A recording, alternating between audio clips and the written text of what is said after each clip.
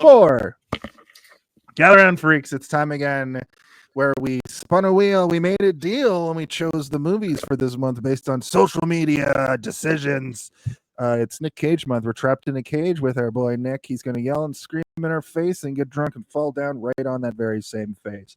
So gather around the internet fire and gather around the internet radio because it's time for the world's greatest television program that's put on the internet. It's Hey, did you see this one?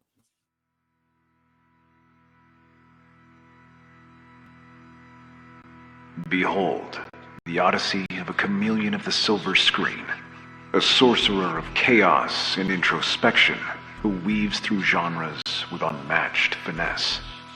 With fervor and unpredictability, this cinematic alchemist transforms scripts into gold, captivating audiences in thrillers and whimsical adventures alike. Join us as we watch a man shift from explosive action heroics to profound vulnerability, while he crafts a legacy that defies the ordinary, embarking on a mystical journey of artistic audacity and endless reinvention.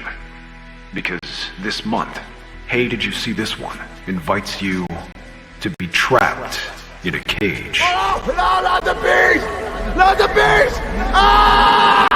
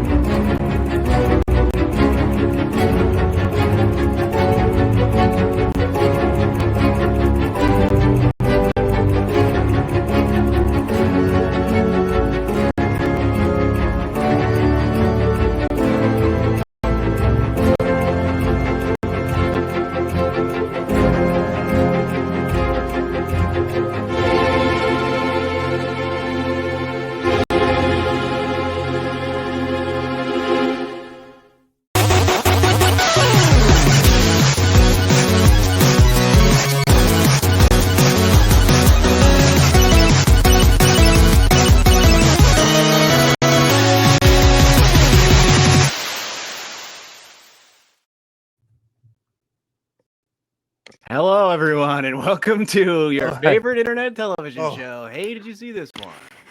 Sorry, I was just getting into the spirit of the evening. Yes, welcome to Hey, Did You See This One? The weekly roundtable discussion, review, reaction podcast where we talk about all kinds of different movies. So let me break it down for you. It's November through all of October.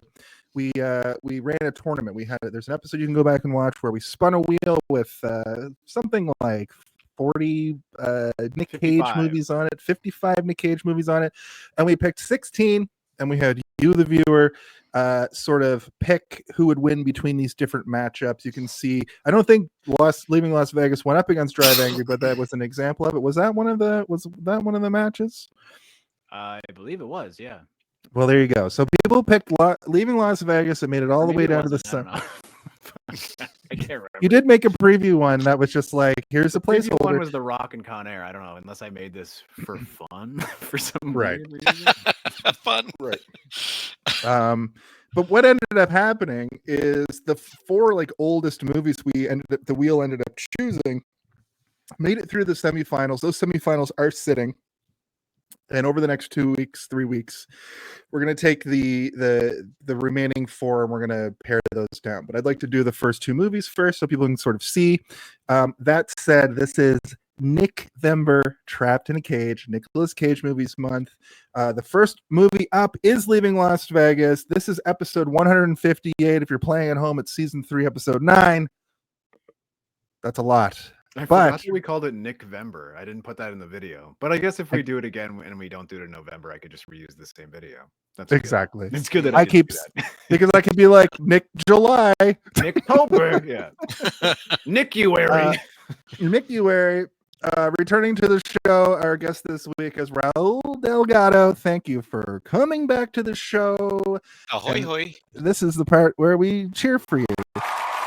Hey, there it is. There's the live studio audience.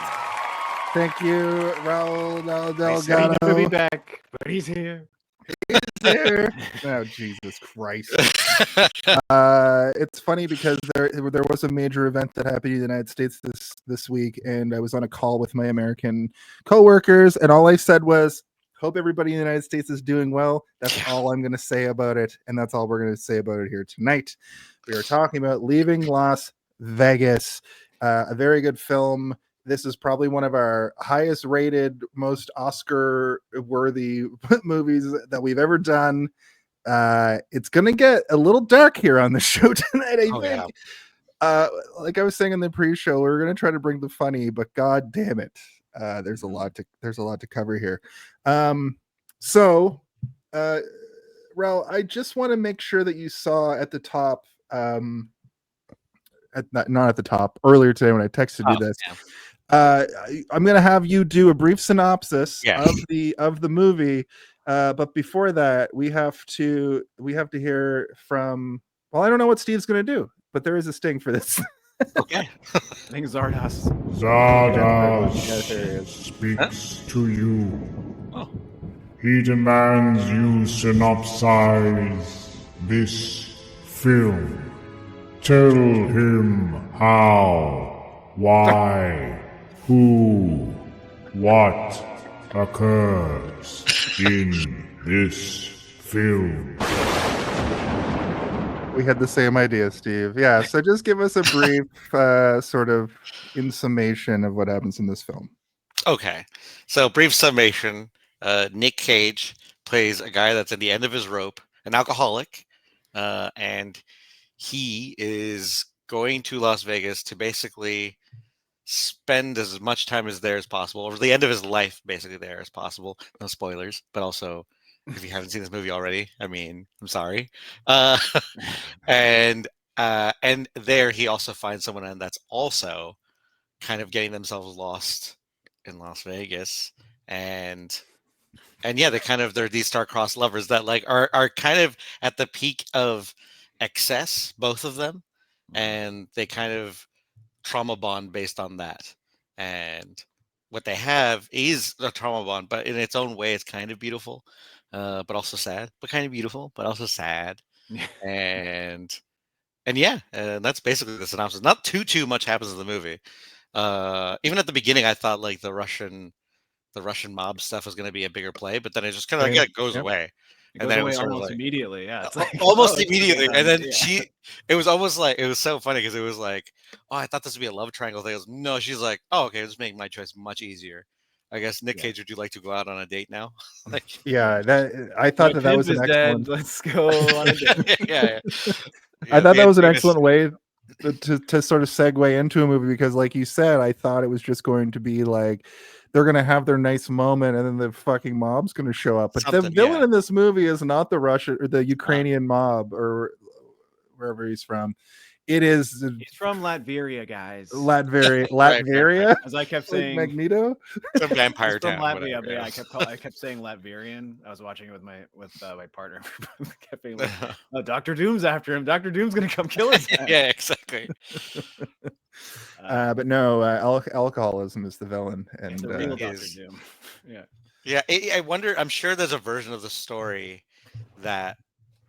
where that Russian guy was definitely more of an antagonist because he's like so set up for that I feel like maybe they rewrote it to be like, okay, we kind of want it to be more about these characters. If this movie was written and directed by Quentin Tarantino, it would have been all about the Russian mob. Yeah, exactly. It's based on an autobiographical novel by some guy named John O'Brien. Autobiographical. So I mean, obviously it can't be fully accurate since he wrote a book. He wrote it. Yeah. But so I assume like some of it is based in enough truth, which is why it kind of feels real. You know, there are certain sort of fanciful elements to it, but those are there to romanticize the idea of everything that's happening, right? But a lot of it does feel very much like this could happen. Like there's nothing questionable. You're like, yeah, right. Like that would ever happen. Like almost everything that happens, even the things where you're like, oh god, you're like, yeah, that probably happens all the fucking time. Yeah, exactly. Yeah, I mean, I've been great. to Las Vegas a couple times, and there are people. I recall seeing people on like the public transport, like on the bus. There's a bus that goes up the strip, and I saw a woman who clearly like came to Las Vegas and never left. And you see these like lost souls all over the place. And what's crazy is like you leave the strip and go into like Nevada, and there's just normal people who talk about the fact that like we never go to the strip because it's so depressing and so horrible. And I think that's sort of the story that is told from Ben's point of view, where he's like, I think he's like a Los Angeles writer. It's kind of unclear if he's like a screenwriter or a book writer. We'll get into that when we talk about the movie. But he's like his mind says, I'm going to just go to Las Vegas and drink myself to death. Kind of gives himself 45 days. That's sort of discussed a little bit. And he says the very important line to Elisabeth Shue's Sera, never tell me to stop drinking. And we'll explore all that and discuss all that once we get to it. But before we do that, let's talk about our brief history with this film. What? A brief history? A brief history? A brief history! It sounded like an impression of intro to some song. And I was like, and then it came on. I usually do that when I'm like, I can't find it. How do I find it? Raul, I want to be reminded. Is this your third time on the show or your second time? This is my second time, I believe. Second time. It was my second, right? I think the net was the first one. Yeah, I was looking back at old episodes, and I think you were here before all of this the nonsense. I think we had our old co-host that used to be on the show, and we had no stings. So you're in for a treat tonight, my friend. It's going to be a lot for you. Many stings, some would say. For every single moment. Sting the musician and Sting the wrestler both called me and said, "Stop." Cease and desist. Yeah. Sting does lounge music in this very film. I was gonna say, I thought that sounded like Sting. Okay, that is Sting. Confirmed. Thank you. It's confirmed Sting the wrestler, actually. Right, sorry. But yeah, on Hey Did You See This One, the guest always has the first say. So why don't you give us your brief history with Leaving Las Vegas? This is my first time seeing Leaving Las Vegas. I knew about the movie, heard about the movie, and had it built up a lot. As being like, oh, this is like Nic Cage is like one of his better films, acting wise, and like, or really standout moments in his career, and yeah, and so like watching it for the first time was really nice, but it was also like, it's cool to see a Nic Cage performance where it's like, it reminds me why I show up to his movies sometimes, because like every once in a while he'll give up a real golden nugget of a performance that's like so good, and like and yeah, this was like one of those moments where it's like, all right, this guy's really good. He's super committed, and if the right director shows up and the right script and then his performance like meet in this perfect moment, and you get like some really great scenes in the movie. And I don't know if do we talk about those scenes yet or no? We don't. Not yet. No. We will. We will. My history with it is I had no history, and this is the first time seeing it. I do love Nic Cage. I appreciate him as an actor. I don't think he's like the greatest actor, but I think he can be when like I said, when the right script, story, and like character and his acting all come together, like it can be awesome. And there's nothing else like it. And this is one of those moments for sure. Absolutely. I saw like a brief little interview with him recently where he was talking about like he has 5 movies out of his entire 45-year career that he knew he had to make, like where he read the script and he's like, I have to make this. It's going to be one of the best things I've ever been a part of. And this is one of those movies. It is the movie that he won his Oscar for. And right. Makes sense. There's absolutely no question that he deserved it, because this performance is wild. Like it's got a lot of layers to it, and like it's funny at times, it's scary most of the time, and it's really sad.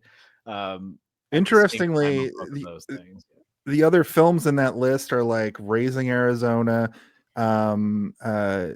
Vampire's Kiss. Mm-hmm. There was I think Renfield most recently, and there's a fifth one that I can't recall, but like it's crazy that Renfield is on his list of like that was a script I read and I needed to do it. Oh, There's that was also- really on his list. Okay. Renfield's a fine Renfield's movie. I okay. don't know if Yeah, it's yeah. better than, you know, but it's all he also has this like Renfield was on the methodology. list, really? Yeah, that was one of the 5. That's why it's stuck Maybe he out of just my really head. wanted to play Dracula. He's He like, really wanted to play Yeah. Dracula, but it sticks out to me because also like he doesn't like read his scripts.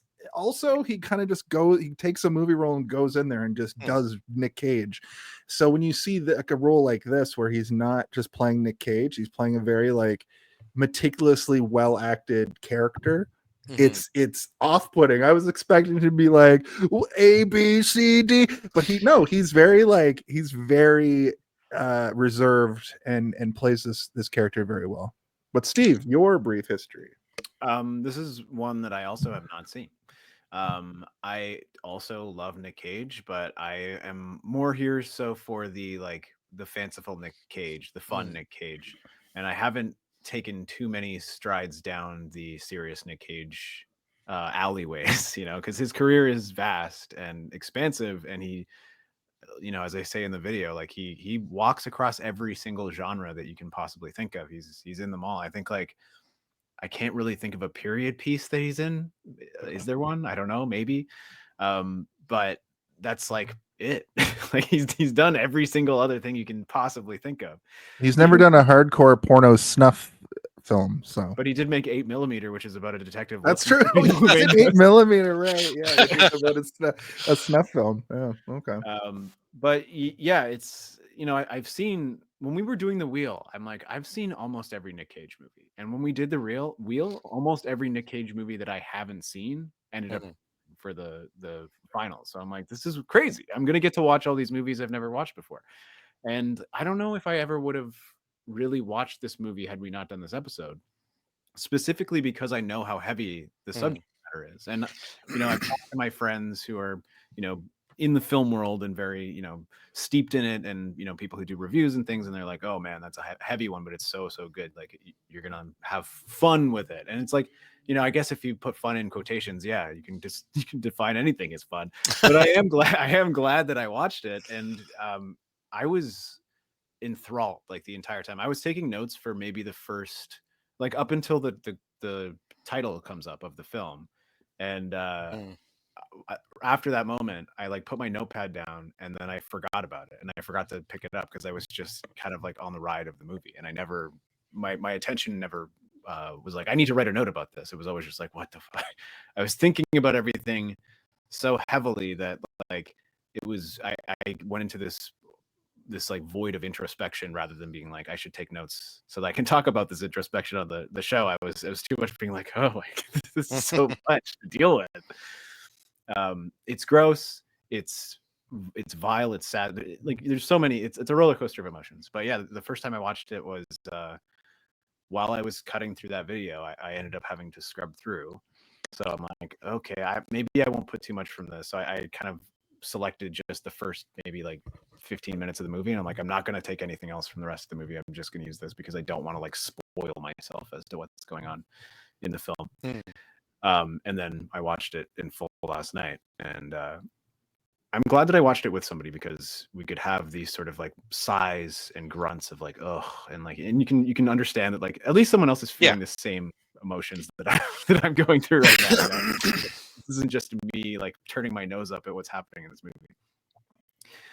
But yeah, my first time, and I enjoyed it, and I'm looking forward to giving it a rating at the end because it's not going to be funny, I don't think, but maybe I'll try. It's definitely like I was saying, it's one of the more heavy films that we've done on the show. I get to the last sort of half hour and I go, oh, we have a guest who's only been on the show once, and I saddled him with this. Listen, we had way too much fun on the net. We used to give you yeah. Just for you to write down. Yeah, I have notes for sure that I like you. It's funny. I was taking notes too at the beginning, and then after a certain point where like I was just charmed enough by the characters that I was like, I stopped taking notes. Yeah. it's one of those movies too where I'm trying to take notes, but I'm trying not to miss stuff. So it's rare that I like to watch a movie without, play it where it lies. I don't like to rewind, especially when I'm like I'm locked in. But this movie, there were parts where I had to like just rewind 30 seconds, rewind a minute to just like, did I just see what I think I saw? And this was a heartbreak, and I've never felt happy and sad at the same time the way this movie made me feel, like so many times. Like there's these large swaths of like them having a great time, and then it's almost like the way the filmmakers made this, they wanted to let the moment go a little bit too long, let that emotion ride a little too long into the sadness you feel in real life and real relationships sometimes. And obviously from my point of view, I've never been in a codependent relationship to this level, but I have been in those moments where everything is going great and then something will mess it all up. As far as my brief history goes, same. I was aware of it. I was aware of the cliche or the trope of the person going to drink themselves to death, but I had forgotten that's what this movie was. I kind of have this movie and Indecent Proposal like crossed in my head, which before this movie I hadn't seen either. I just knew the premise for both, and I thought this one leaned more in the Indecent Proposal area. I forgot this was the one about a man going to drink himself to death in Las Vegas. And as soon as I like clued into that opening scene where he's just like putting bottles in his cart, I was like, oh, that's this one. Oh my fucking god. I have alcoholism runs in my family. I've dealt with alcoholism in my life. During that scene where he's like putting all the bottles in, I was watching with Danny and I was like, hey, that's us during the pandemic. We would go to like the LCBO and we just like just ordering flats of beer Let's get to your hammered house for a week. Yeah. So my brief history is very brief. I do sort of recall it being on Showcase when we were teenagers, but I think much like I didn't like watching horror, I think these like higher concept like dramas also sort of made me feel that feeling of like the suspense of what horrible thing is going to happen next. I didn't really dive into. I could handle something like a Quentin Tarantino film if it was like Reservoir Dogs, watching it like late night on Showcase. But if this was on, I wasn't looking at it for the high concept drama. I was looking for nudity. I'm not going to make light of it here. I just want to say that would have been more so what I was looking for on Showcase. 13-year-old came for the tits, stayed for the heart wrenching performance. Wrenching heartworms. Yeah. But that's so funny. I think this film is fucking. It's so good. It's great. Undeniably. Yeah. So yeah, we're gonna have a good conversation. I just hit puberty again for the first time. You're parked illegally. You're parked illegally. Yeah, I don't even know. I want to do it. Be a part of it. Well, I'll send you the video after this so you'll know what we mean. But you're perfectly welcome to say you're parked illegally. Do you guys, unless anybody has anything to say about the director, I'm not familiar with his body of work, so I don't have a ton to add. Well, let's go into that segment. We'll just sort of do an overview. All right. All right. Quiet on set. Are we rolling? Okay, let's shoot this piece of sound, speed, action. That's right. This is the segment of the show where we talk about the director and sort of the filmmaking aspect of the movie. Mike Figgis, who, like Steve said, I also don't know much about. Looking at his body of work, it looks like he made a bunch of sex dramas. I think that's safe to say. I was going to ask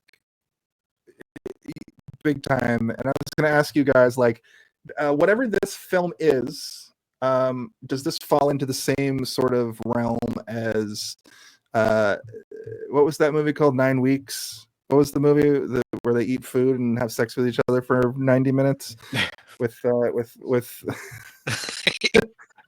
8.5 weeks. What's that movie? I don't know. Son of a bitch. It's got. Listen, it's if got. you what's want to his- know these things, you got to look them up before the show and not expect me to tell you. 9.5 weeks. There we go. Yeah, not answering wasn't good enough. Yeah, asking starring us. Mickey Rourke and Kim Basinger. Where it's an erotic. This is the point I wanted to make. This movie is classified as an erotic romantic drama, Mhm. and when I saw I saw that as well, and I was like, "Oh, this movie's gonna be super horny." How do you talk about a movie that is a sex movie, but it's not really? There's sex stuff, but it's not. It's far less horny than striptease was, or what was that movie? Showgirls. Showgirls, and that's what I wanted to say too in my brief intro. Less like, fun than Showgirls though too. it's way less fun than Showgirls, but this movie has a similar like trajectory as Showgirls. Just but Showgirls is so like much a cartoon show about strippers, whereas this is like a hard pill to swallow about alcoholism and prostitution and what it means to be a sex worker in Las Vegas or just in general. I'm going through his filmography, and there's lots of stuff that is well regarded and like I am aware of, but I've not seen. So I can't really be like he's great because I don't know. I've never seen those other things. They could be shit. Same. I haven't seen it, and most of his stuff it doesn't look like he's done like some Soprano TV episodes, but I feel like TV episodes are like set up for people to do. They come in to do. Yeah, the director come in can and be a do great, their. but like, yeah, you don't really, like a Flanagan show. You're like Mike Flanagan, and he's the showrunner, and he directed almost all. Yeah, of it. exactly. Like, that's different, right? Whereas like someone just coming in for a couple of episodes over the. But just to put it in perspective, this guy directed Gadget over here. That's the last time we're gonna make jokes, unfortunately. I'm trying to think of t-shirt ideas. Perspective Gadget is pretty good though. But he did a movie after this called William Forsythe and the Frankfurt Ballet, just dancing around. That's pretty funny. But then after that, he did 3 movies, a trilogy I like to call them, called One Night Stand, Flamenco Women, and The Loss of Sexual Innocence. So that sort of puts the way it in you read that, it perspective. sounded like that was one title. One film. Oh yeah, it does sound like one of those like kitschy long titled films, like Dr. Parnassus in the Imaginarium of whatever the fuck. Okay, so yeah, I mean, I believe I've seen Time Code, but I don't really remember it. And I think I've seen Cold Creek Manor, but I also don't really remember it that much. Okay. Maybe we'll do a Figgis month one day. Yeah. Oh, your views will be rolling in. Everyone's gonna be just. Oh, these guys are doing Figgis. They're doing freaking Figgis films over here. Figgis over here. All these movies remind me of when I would go to the like not Blockbuster video stores when I was a kid. There was one called Video Difference in Halifax. And you would go to like it had 3 floors, and one of the floors was like weird, like David Lynch style, like indie movies, and all of these Figgis movies, I'm sure, were in there, including this one. This is probably his biggest movie, and I was thinking about it today. I imagine this guy making all these weird erotic dramas, and then this movie gets Nick Cage, and Nick Cage puts out performance of a lifetime, performance of a generation. And pops he pops an Oscar, and he's like, that wasn't supposed to happen. That's what this feels like looking at his movie. Well, I mean, it kind of speaks to also like 90s style of or recognition of director and what their duty was back then. Because now it's like the director is so like everyone's paying attention to who the director is now. Yeah. I feel like everyone like knows they're Christopher Nolan's. Even your casual viewer knows they're Christopher Nolan's. Before that was reserved for like people who only knew Quentin Tarantino back in the early 2000s and late 90s. Yeah. But now it's like everyone knows your Christopher Nolan's. Everyone knows the director of like Denis Villeneuve is like more casual person might know Denis Villeneuve now. And so like back in the day, it was like you could have a guy direct a movie, have Nick Cage give an Oscar-winning performance, and then no one will even think about the directors. Apparently, and they'll just forget about him. Like, yeah, that was the era of like movie stars, right? Like the 80s and 90s were about the stars. Yeah. Now, like, this is an overly discussed topic on shows like this, but like the movie star is dead, and now it's like there are only a few left, like your Tom Cruises and your Nicolas Cages, like where they can float an entire ship just based on their presence alone. But superheroes have now sort of replaced the idea of a movie star, where it's like Thor is the movie star, and Captain America is the movie star, and we can replace people to play them, like James Bond and that kind of stuff. And celebrity has died in a weird way because of influencers and online persona, to the point where now it almost feels like when a new crop of actors comes through, it's almost like SNL, where they bring in this new crop of actors and they don't really have a staying power in the film world the way they used to. They end up going and doing their own things based off the like 1 or 2 movies they're in, and they usually end up on TV, because nowadays it's not taboo the way it was in the 90s for you to be a big movie star and then go do television. Like, to case in point, Nicolas Cage is the voice of Spider-Man Noir in the animated films, the Spider-Man Across the Spider-Verse movies. They're doing a live action Spider-Man Noir show with Nick Cage, and I saw that, it's being created right now. And when I saw that, I was like, that's crazy. You don't really see Nick Cage show up in television. He's one of those like that last bastion of these actors. But you see Meryl Streep show up on Only Murders in the Building, and she's not even the biggest actor that's come through that show from film and TV, from movies, right?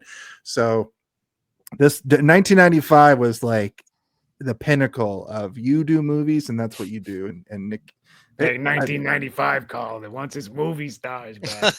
This is the most 1995 movie I think we've done. We did a 1995 movie last week in Halloween Part 6, The Curse of Michael Myers, and Paul Rudd was in that, but also on Only Murders in the Building. But yeah, that's celebrities dead, and it's influencers only. I mean, some celebrities are dead. I mean, like you got your Timothée Chalamets, you got your Zendayas. I think there's like it's transcended in a way though, where it's like the idea of what it means to be a celebrity is different. And you have to do different things in order to be able to be a celebrity, but it's kind of nice. It is nice that it's evolving. And I think that, the old people who say like, there's no such thing as a movie star anymore. It's like, well, there is, it's just different now. You also have to own a vodka company or something. It's also broadened too, where it's like, again, like I can't imagine an Oscar, like someone doing an Oscar-winning performance in a movie now and getting the Oscar and then no one mentioning the director. Like that's not going to happen anymore. That's a good, that's a really good point. Yeah. Don't see that happening. Which is kind of also good, because I like living in a world where when a director is making something, I'm excited because of who's making it, not necessarily who's in it. Yeah, exactly. I even like, I don't even really give a shit a lot of the time if I see a movie with an actor in it and they're not touting the director. I'm like, well, it means that they probably either directed a bucket of shit that nobody liked, or they've never directed anything. That's not to say that like I won't watch it. I'm just saying like it doesn't affect me in the same way. I don't get excited. Like when I see Jordan Peele, directed by Jordan Peele, I'm like, I gotta see this. This looks it's gonna be it hasn't even started yet. I'm like, I already know this trailer is gonna blow my goddamn mind out the back of my head. Like just give it to me. And there are few directors that do that, but my Aunt Sandy. Hello, Sandy. Hello. You're talking to your nephew on an internet web show. Thank you for coming through. Did you see Leaving Las Vegas? I'm sure you did. You probably loved this movie in 1995. Yeah. Sorry to cut you off, Steve. But like, Lynch and Nolan and Spielberg and like all these names that like started, or not started, but like became household names in the 90s, they still resonate now, right? But we are getting new ones, which is good, which means it's going in a direction that I'm kind of happy about. But also I'm kind of glad that the comic book boner is finally going flaccid. Like maybe we'll be able to get our regular movies back. It's almost like when you do the same kind of movie too many times in a row, people will get sick of it. It's almost like when you rely on people having to watch 15 other movies to understand what's happening in a movie, that people aren't going to watch that movie. Yeah, look, the MCU is a throwback to the telenovela style Blue Demon movies of the 1970s. Oh, I'm sure it is.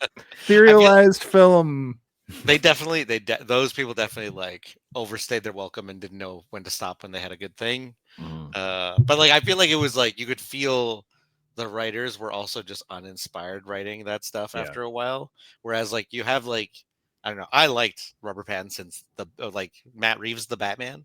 Yeah. Yeah, I Batman like was that too, great. yeah. That's great. Batman I was think it's great. like when the writing's good, the writing's good. Doesn't matter. And like and that didn't rely on, you know, like a whole other pre-established thing other than the fact that you know who Batman is because you've seen a Batman. You know what everybody knows what Batman is. Even like a 5-year-old and a 95-year-old, you can be like, who's Batman and what happened to him? And be like, he's a guy who fights crime.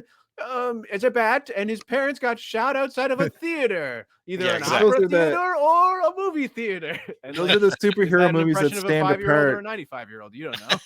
and you know, Kevin Feige sort of did that at the beginning of the MCU, where each film was sort of a genre piece, and then they just were like, every movie's a superhero movie in this particular style. But when we have Matt Reeves come out and make the Batman, and then they make it like a detective noir, and then you make the Penguin, which is like a weird Sopranos thing. That's when you see the genre stuff happening. That's when the interest is reignited. And look at the Captain America Winter Soldier. That's a spy espionage film. When's the last time the MCU tried to do that kind of thing? You know, I guess a little bit with Black Widow. I'm but hoping they're really restarting now because they got Fantastic Four. I think they've been like holding out on that, taking their time. Fingers crossed they figure it out. Because like I was here for when Marvel was good, but also I'm not saying that it's I'm not saying it's bad. I'm just saying I'm glad that it's because it's not the thing is that it took over to the point that it affected all other cinema in a negative way, where we started losing things. And like a good movie would come out, and if it didn't make, you know, $950 million in the first 2 weeks, it's considered a failure, and it's not going to get a sequel. You know, like I saw that Dungeons and Dragons movie like 2 summers ago or whenever it came out, and I was like, man, this is great. I really can't wait. I can't wait for like 4 or 5 of these. And like, you know, I was kind of in that sequel syndrome where I'm like, they're going to make so many and it's going to be so funny, and they'll be able to do different monsters and different villains within the D&D universe, and I'm so excited.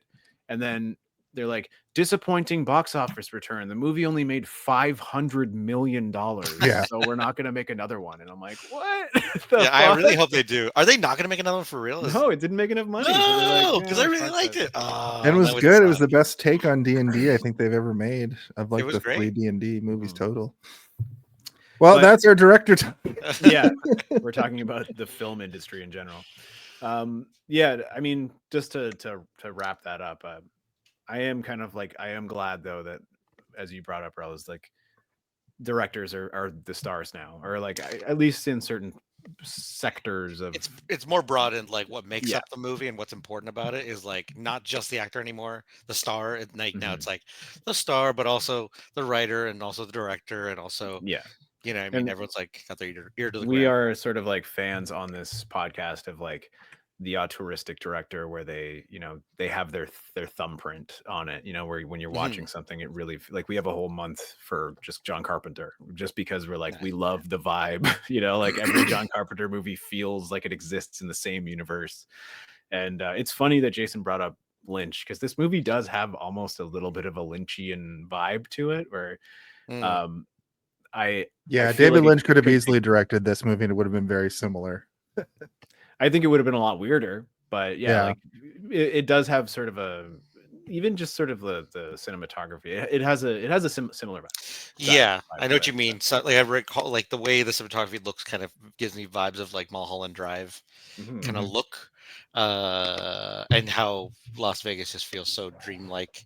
Like the nuns just in the background, and then like a tourist in the background while they're talking about life and death and like all this, or like whatever, you know what I mean? Like it is good, like Jason, you brought up earlier, like the people are the lost souls, but there's all these fucking nuns everywhere trying to save them. Like, come on, find the church. It's like, which church is yours? It's like that one. It's like House of God. Yeah, I've also stood in a lot of the areas in this movie, which was a weird thing. Well, it's like every time something really promiscuous is happening, or something that's like questionable morally is happening, there's almost always a nun in the background handing out pamphlets, which is like, it's funny to think that these people are like they're grappling with their own morality and their own souls and stuff, but there's somebody in the background who's like willing to help, but they're not, they're never going to turn to the nuns. Fuck the nuns. Like, I don't really shit about nuns.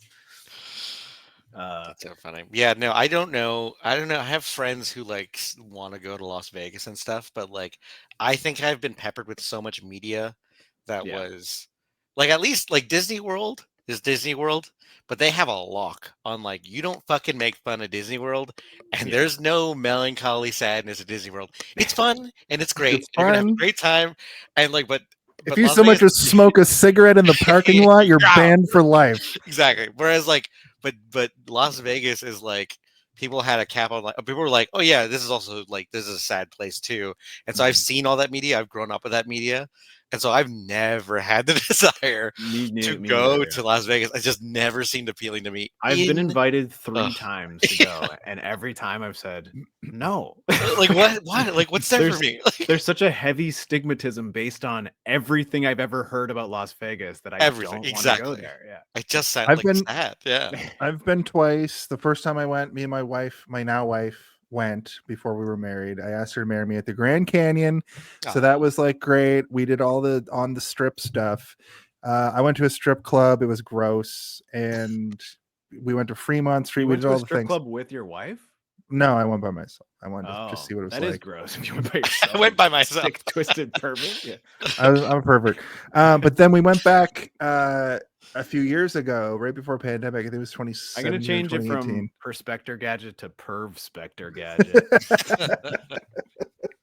But the second time we went with another couple. Now, I should preface this all by saying I don't gamble. I'm mostly just there to see the things. I saw all the things the first time. I did all the things I wanted to. So the second time we went, we were trying to look for stuff kind of off the strip. We went to like a pinball museum, and we did more touristy stuff. But the second time I was there, I realized I never needed to come back here a second time. Right. Las Vegas is one of those places you really only need to see once, unless you're into gambling or pure debauchery, or if you're like running away from your small town to go become a showgirl.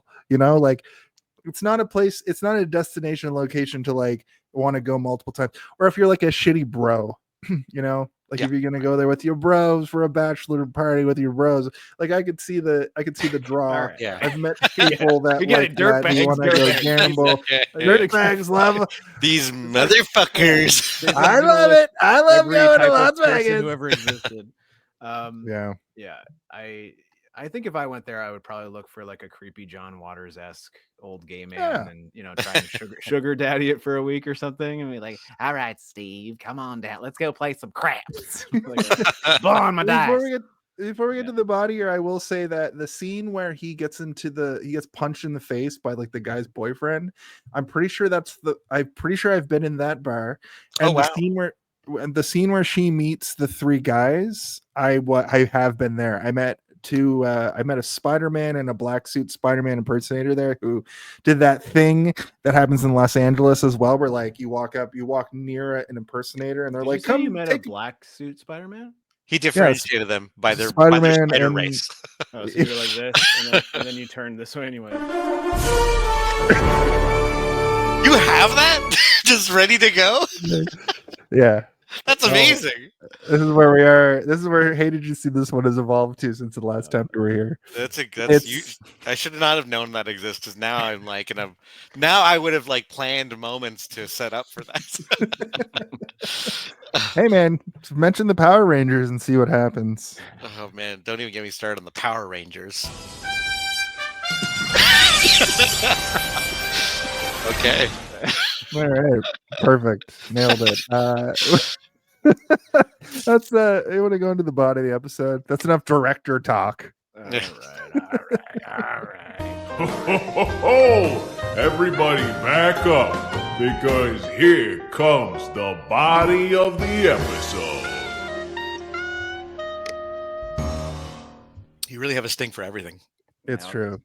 Just like your weird, like hyper fixated, maybe autism flaring up the back of my neck, and I'm like, I'm gonna do 100 of them. And every time that I try to make one, he's like, "Nope, I got a better one." You know, it's always better. I don't say nope. I just say, listen, yours is too long and boring. Okay, fair enough. Just like every good essay, speaking of boring, our show has a thesis and a body and a conclusion, and we are now in the body of the episode. This is where we sort of discuss the movie. This is the podcast of it all, if you will. So I'll just start us off. The opening sort of we'll break it down a little bit further, but the opening sequence of this movie is we meet Ben Sanderson, a Hollywood screenwriter struggling with severe alcoholism. After he's fired, he cashes his severance check. That's sort of true, and decides to leave for Las Vegas to drink himself to death. He doesn't cash his severance check. I don't know what you mean by that, ChatGPT. He gets fired as fuck, and I guess it's severance, but it's more like get out of here. I guess that's what a severance check is. That's literally what he does. They were right. It's severance. ChatGPT was right. You're so hard on ChatGPT. This is what happens when you watch a movie at work, Jason. No. I have my own note. I wrote, well, I guess we open with Nic Cage buying all the liquor. The guy from Wings and Richard Lewis, young Nic Cage showing up looking crazy-eyed and wasted. The guy from Wings and Richard Lewis. Yeah, Richard the Lewis. The guy from Wings like is Steven Weber. Yeah. I kept being like, man, Richard Lewis really hung on to the same hairstyle for fucking 4 decades. Insane, that hairstyle, and it's so distinct. I'm like, yeah. I thought when I saw him in Robin Hood Men in Tights, I was like, oh, this is a wig that he has on as a character. I forgot that he's in that where his mole keeps moving. Yes, yeah. But no, that's just his hair. That's just his regular hair somehow. I have a fun fact. Do you want to hear a fun fact? Nicolas Cage spent 2 weeks with real-life alcoholics to perfect his portrayal, even filming scenes while intoxicated to capture Ben's authenticity. That's not fun interesting. at all. Like, there are moments in this movie where I'm like, he is doing the best drunk face that I've ever seen. Actually drunk, yeah. You know when like you're really, really drunk and you're trying to kind of keep it together and you just like hyper focus visually on something. Yes, like when she gives him the shirt and he's like staring like at the tag or something, and I'm like, and he's just not looking away from it, and you know, even when he moves his head, his eyes are still kind of focused on the tag, and I'm like, that is a drunk thing. That's a thing you do when you're drunk so that you don't barf everywhere. I think the best acting in this movie though is his portrayal of delirium tremens, or like alcoholism tremors. I've never seen that in a movie before. I've never experienced it personally. Delirium tremens sounds like a rapper or something. And now sounds like delirium tremens. Well, I'm drunk and I'm here to say I drank everything every single day. In the USA. Okay, this is where the comedy has to end now because sadness. Yeah. Chucky. Oh, geez. He loves alcoholism. Yeah, his metabolism doesn't work the same way as ours, so he can just drink forever. He's a doll. It's like the Wolverine. So yeah, the opening of the movie it's jovial, but like, you know, you're not certain, you know, on further analysis of like, I've seen the movie now and thinking about that opening sequence, has he already made the decision? Does he want to die already? And I think the answer is maybe. Like he definitely thinks about it, you know, like he's destroying his life at every single opportunity that he has. I think from this opening sequence, what I gathered was that he lost his wife and kid. I have a theory that we'll get to once we get to like him going to Las Vegas, but I feel like alcoholism took away something in his life and he doubled down on it. He was hard up for money. He had a job, and this was him not quite at that moment yet where he's like, I'm gonna go kill myself. I think he's just in alcoholism. He's just a drunk. Actually, you know what? I'll just say it now. Hold on. You're doing your theory? I'm gonna do my theory. If you have a theory, just say I have a theory, and then we'll play that thing. I think it's never fully explained why his wife left. I think it's because of alcoholism, but ultimately it's never explained why he started drinking. And I've theorized that his kid either died or he killed his own kid from hitting with a car or drunk or something.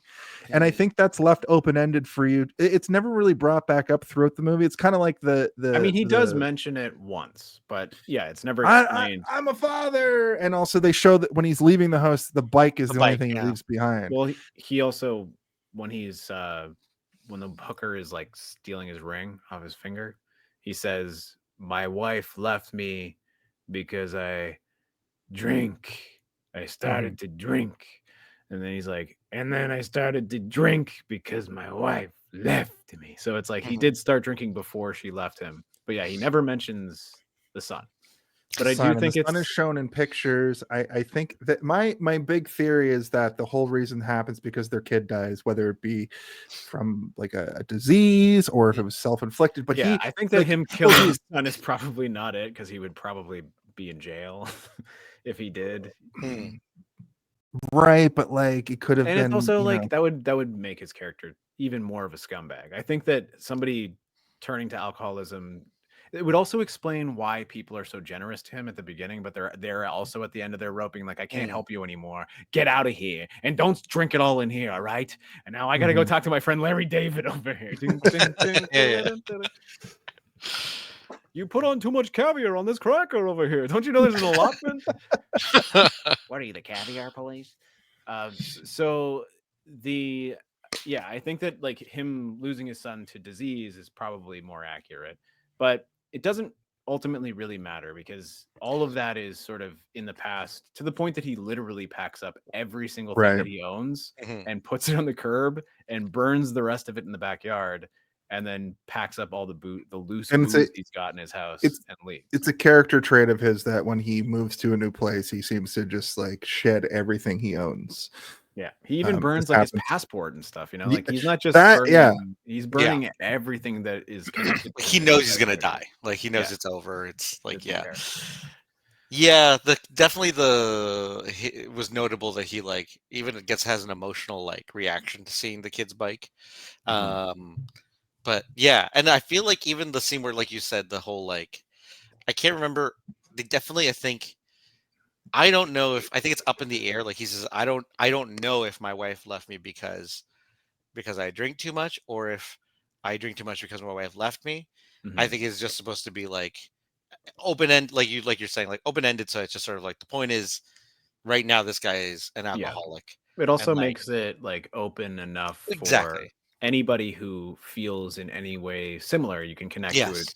It's not so specific that you're not going to be able to universally connect to it. Exactly. And that's true, but the thing is even if you've never grappled with alcoholism or anything, you can easily attach your own vices to what he's going through. Totally. I don't want to get too like I don't want this episode to be like therapy for me or whatever, but I have been in that experience. Jason, I grew this mustache and I'm wearing these glasses for you now. How does that make you feel? That is the dream spot.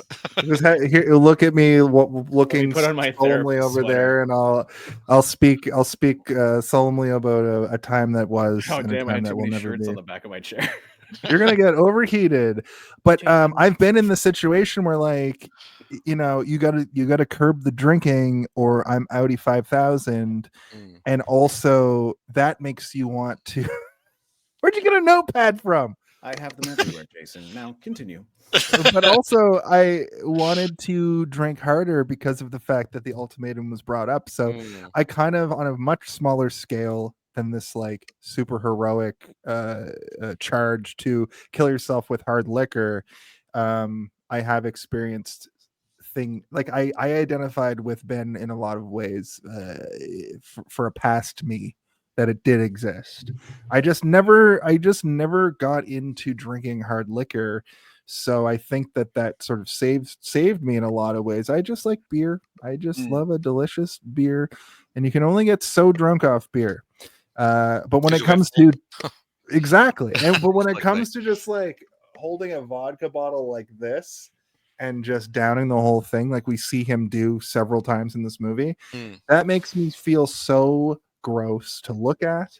It makes me feel so gross to think about. The moment, like you guys have been hungover and woken up in the middle of the night hungover. I'm hungover right now. But the last thing you really want to do when you're like the level of hungover this guy's probably experiencing for most of this movie is hit the bottle, and then to the point that like it's a body response, you know, it's an addiction response that he has to hit the bottle so hard, or else he gets delirium tremens, he gets the fucking liquor shakes, and I know it's a funny thing. It's also called Jake Leg. So which one do you want? That's the rapper name. God, Yeah. That's like his sidekick. Jake Leg. Yeah. So it's crazy that there's not a lot of movies that explore this, but this one really it resonates with me on that level. If I had never left Halifax and moved here and switched my life around, I think that seeing this movie at my age with on a different path might have hit me a little bit harder, but it still hit me pretty hard considering that's who I could have been, Yeah. I definitely recently quit alcohol.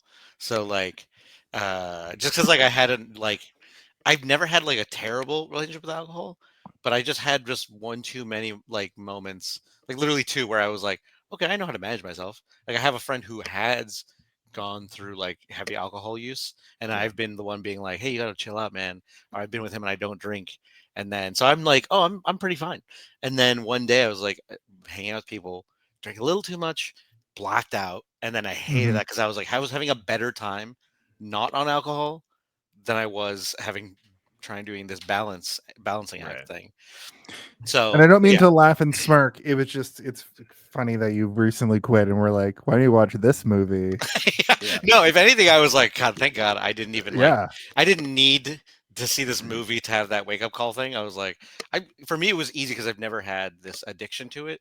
It was easy to be like this choice to be like, oh yeah, I just don't want to have it. It's fine. Like it's never appealed to me. Like the flavors never appealed to me. One, I don't need it to like just talk to people because like I'm a fucking blast, and and so it's just sort of like it was an easy choice to make. Like the best thing about a like mojito is all the other ingredients. It's not the rum. Like the rum, it gets you there. That's great. But if you don't need that part, just have the other ingredients. It's fine. It tastes good.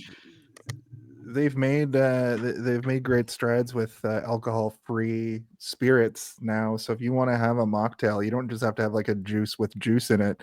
You can get a little bit of that little tang or whatever. Little bite. So. For sure. Yeah, exactly. So it's like so it was interesting watching this. I was like, oh, thank God, none of this is appealing at all. Like just and he authentically like captures how awful it looks and feels and especially in that opening chunk where like when he goes to the bank and he just is physically incapable of writing a check or signing his own name.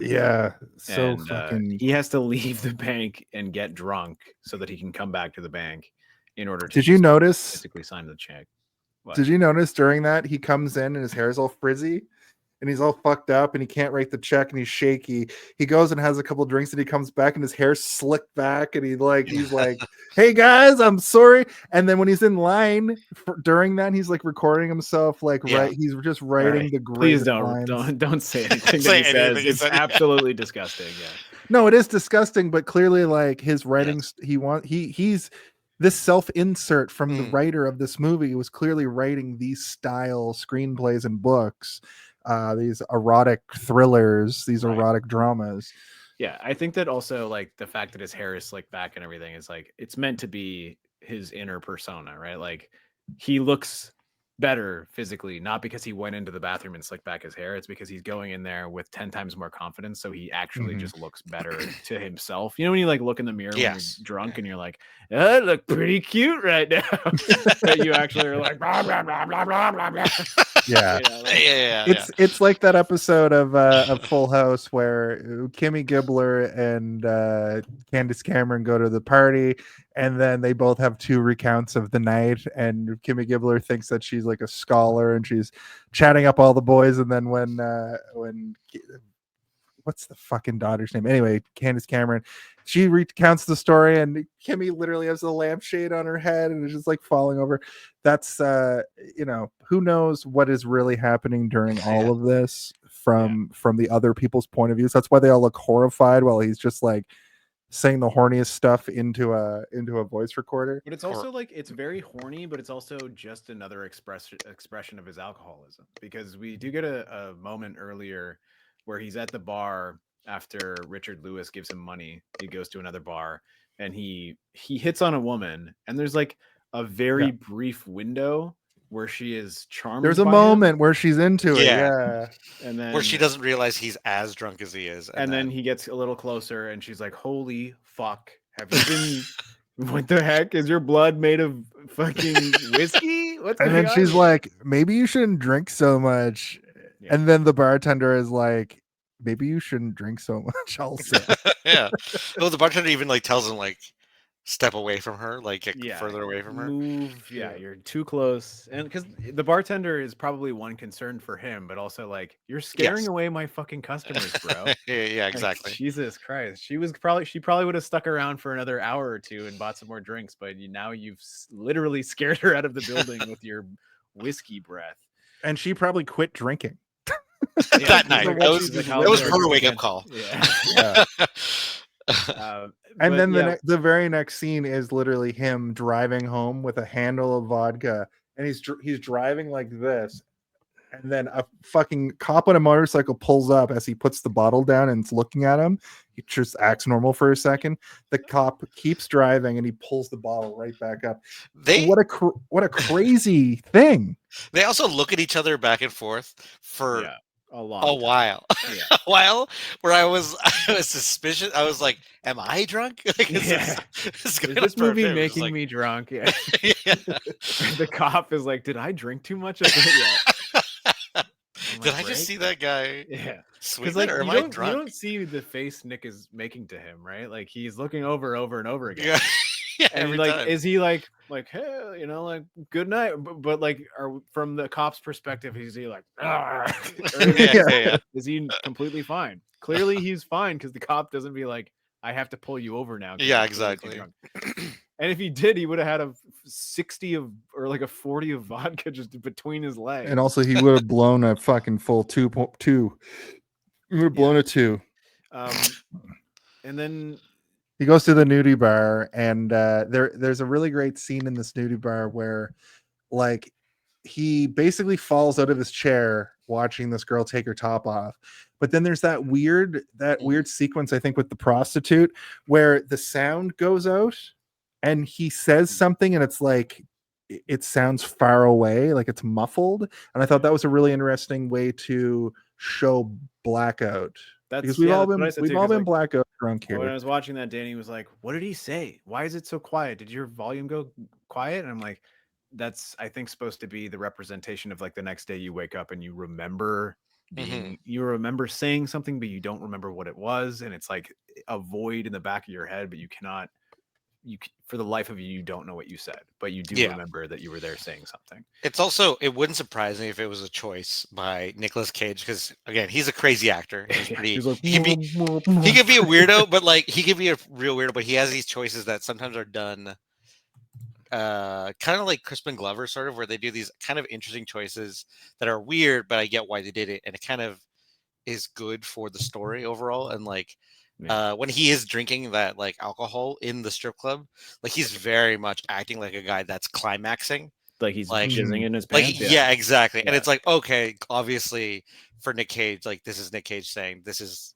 this guy's sex. This is this guy's. Yeah, he needs to get drunk, and like he can just look at a woman, and if he's drinking a Mickey to completion, it also finishes him to completion as well. Yeah, this is his.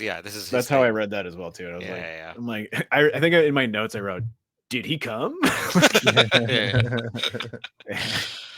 Well, in a lot of ways, you know, he's going down that road where that's the only way that he can feel feelings, really. Yeah, exactly. Yeah, that it was a really weird scene that he's in this weird club, and he's slamming that like Mickey of, I guess, whiskey or rum or something, and he's just, you know, and the guy sitting next to him like laughing. It's a really weird way to start this movie off, and There's still didn't know so many moments in this movie where he like has a moment with an old man. I don't know if you guys have noticed. There's like there's so many little moments where he has like the weird connection with an old white-haired man.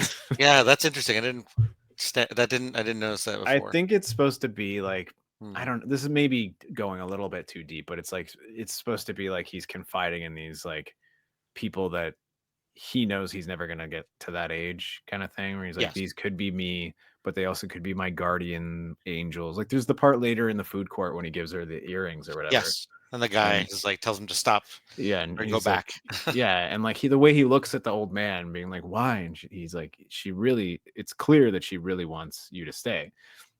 And he doesn't look really back at her. He looks more at him. Like, it's like, you just saved me. And like, you can tell that he's like so appreciative of this guy, but then the guy just walks away.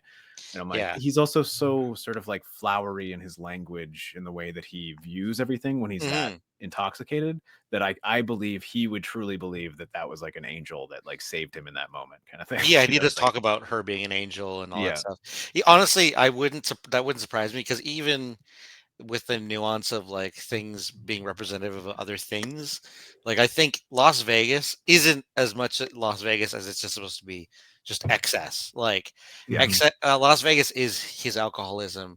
Las Vegas is the fact that her job is this brutal job that she does that is so risky but and she high loves tension. it, and she's But like, it's the exactly, best. Yeah, yeah, it's this Las Vegas is that, yeah, and the end of that, leaving that excess, literally leaving Las Vegas, like leaving that excess is just probably likely death, yeah. which was for him. And She was like, almost safer with her pimp, because once she loses the pimp, she starts making really awful decisions. I mean, the choice to be a prostitute in the first place, or whatever led her there, I guess, I don't know if it was a choice or not, was risky in and of itself. But when we meet Yuri, it's very clear that he's like a drug dealer who has this really high level escort that is well taken care of. And then when she loses that, she ends up in some really bad situations. But it's also clear that she still has to go work the street too, right? Like, Yeah, because she needs to pay for her. he goes to like a party or something, and he meets French Stewart. He's fresh off Third French Rock from the Stewart. Start. That was my note too. I was like, French Stewart. Like, what the heck?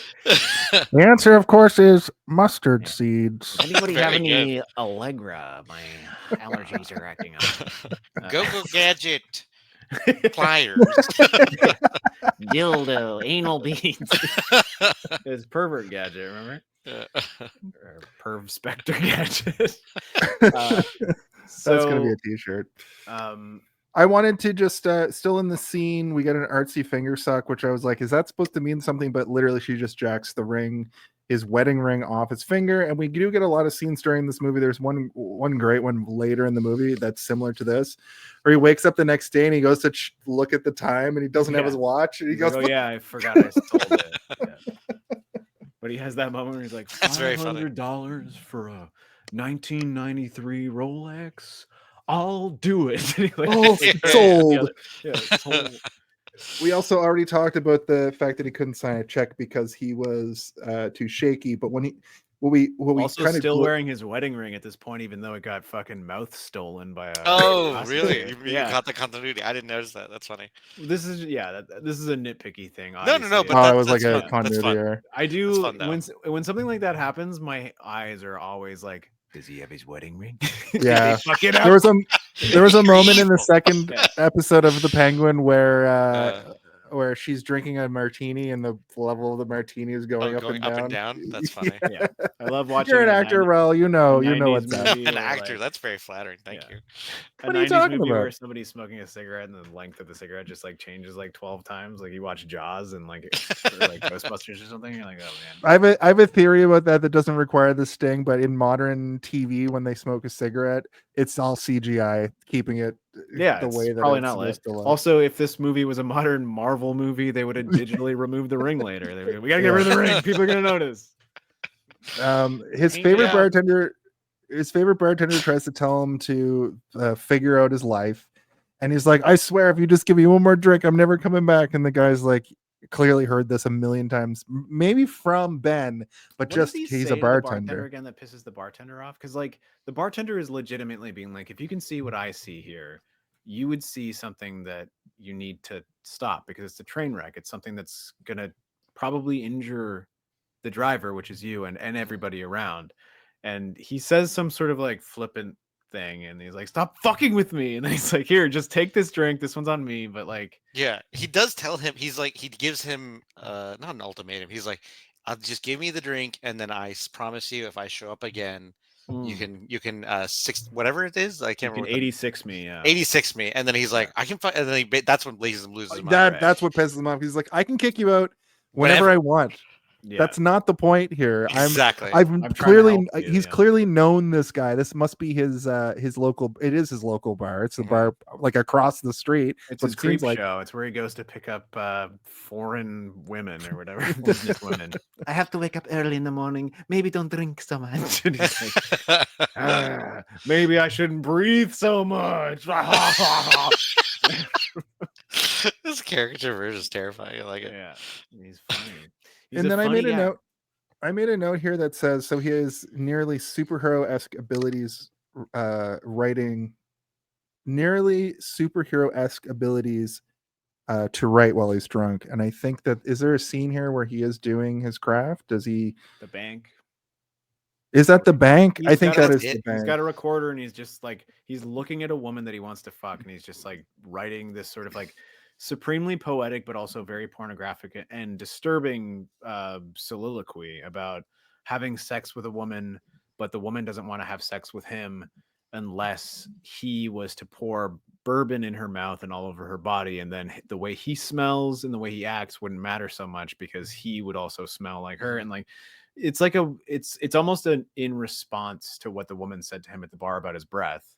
It kind of feels like a, you know, he's thinking about like that moment where she's like, "You stink," and it's like, well, what if you stunk too? Then I would clean you, and then you could go fuck whoever you wanted, but you'd be able to fuck me just because we would both stink for a minute. There's a through line with that too, where like Sera later says like, "You have 101 proof breath and whatever, but I still want this." And then the scene where like they're out in the desert and she's pouring liquor all over herself, and they're like getting hot and bothered, and then he fucks that up. We'll get to that when we get to it. Yeah. But yeah, what I noticed, she started doing that, I was like, oh, this is like exactly what he said he was writing about in the bank. Yeah. What I did notice here is we cut to him in his office with stacks of screenplays in front of him. Clearly, he's like, this is what made me think that he is probably a screenwriter for Hollywood, but like he might be a person who receives screenplays. Like he's an executive and has to read them and decide which screenplays are good and which ones are bad. I think that's what But his job became, right? Like he was probably a writer. He was probably a writer at some point, and now his job has become read screenplays and tell us which ones are good and which ones are bad. I think that's. But he's clearly way behind on his work. Because there's like because he's sitting there like drunk. And he's like, he's talking into the phone upside down. Yeah. Well, when the secretary comes in, and he's doing the little like convulsions during that as well, while she's trying to be like, you have to go talk to the boss. He tries to dance with her. He goes into the boss. I wrote, oh shit, Ed Harris. He succeeds and she joins, and like there's a moment here where you're like, this lady actually gives a shit about him and it's like, cares and feels bad. And I'm like, okay. What I've seen of him in the bar talking to the other woman, you know, she rejected him and he didn't lose his fucking marbles. He just kind of like was like, all right. And, you know, made a joke about it. He was respectful to his friend when he approached him in the bar and asked for money. But, you know, that's a shitty thing to do, but he did it and he left. And in this moment, even when the boss fires him, it's like, he gives him the check and he says like, this is too generous. And he's like, well, we really liked having you around. So it's like, he probably gave him more money than he was expecting to when he opened that envelope, being like, I'm probably going to get like $5,000 or something, but they probably, I was going to ask you guys what you thought the number was, because I have 20 is what I think. 20 million or 1,000, not million. I thought my head went 2 million. If it was 2 million, you'd been like, I'm gonna do heroin to kill myself. I'm upgrading, baby. Yeah. No. The reason why I thought 2 million because at 95, that's infinite money, and the fact that he's like, I'm gonna go. Well, there's that scene where he doesn't have unlimited. He doesn't have infinite money though. He has exactly enough money to drink $500 worth of alcohol every day for 4 weeks, And He then says sell that- his watch. Yeah, and then he sells his watch. Yeah, and his car and everything else. but he also has a little bit. He has a buffer. He's not stupid. He's like, but I have a buffer just in case I don't die in time. Yeah, I can get a I have prostitute buffer. to just Yeah, sit and yeah. listen to me talk all night. But also, here, take my money, all my lump of money, and let's go to the casino with this. And like, this is extra, so we can go to the casino and have fun tonight. But I will be drunk the whole time, and I will flip out and have a flashback of my wife, I guess. I don't know. He like loses his mind at one point. We'll get to that when we get to it, but yeah. Right. So I thought the boss was Ed Harris very quickly. He was not. It That's was what just Ed Harris some- looks like now. I mean, Yeah, honestly, exactly. he looked like Ed Harris in what's it called, Truman Show or something. Like he looked like that Ed Harris. But he looks like a little old Ed Harris who's like, I hit my prime, lost it, and now I'm old. I'm a little old man and on office. I don't know how old is Nick Cage in this movie? Like 30? But yeah, but the bartender, I don't know. He looks like he's well into his like mid 30s, early 40s. But the bartender's like, "You're a young guy." Yeah, Like, I think it's the hair, and like I think he's they go out of 26. they go out of their way to like make his hair look kind of bad. In this Well, movie. do they also say Elisabeth Shue is supposed to be 16? No, I swear to No, God- she wait, started Started at this 16. when she was Okay, 16. okay, I thank think you, she's thank you, supposed to thank you. be like Okay. I think was like, she's supposed to be she's like not supposed to be 25. 16. She looks much older than that. She looks like she's in her early 30s as well in this movie. Not to say that she doesn't look good, because I think this is like She the looks most. incredible. She looks great. She looks I incredible. think this is the most attractive I've ever found her in any movie that I've ever seen her in, which is like, saying a lot because she's a very attractive person. But like, there's something about her, especially when she's like in the vulnerability mode where she's not like plastered with makeup and wearing like a fucking skanky dress or whatever. Like when she's just normal, I'm like, oh man, Elisabeth Shue looks so nice. I just want to But talk like the to most her on the most couch. recently I saw her on The Boys and she still looks incredible. She does look incredible. know? Yeah, exactly. Yeah. Hollow Man. She's in Hollow Man. Mhm. Right? Yeah. She's in the Bible and too. Remember that? So he gets fired. I made a note. I didn't realize he wasn't in Las Vegas yet. I thought this whole Yeah, me movie to too. this point was Yeah, taking same. He's place drinking in the Las car. Vegas. I'm like, well, whatever Well, happens in Vegas, Las stays Vegas. in Vegas. Yeah. But no, now he goes to Las Vegas. And Steve, can I get a title drop? Can I get a title drop? Title drop. Are you talking about when they say the name of the movie in the movie? I am. Oh my god, we have too many fucking things. Oh, here We'll it is. fix it in post. That's when they said the name of the movie in the movie.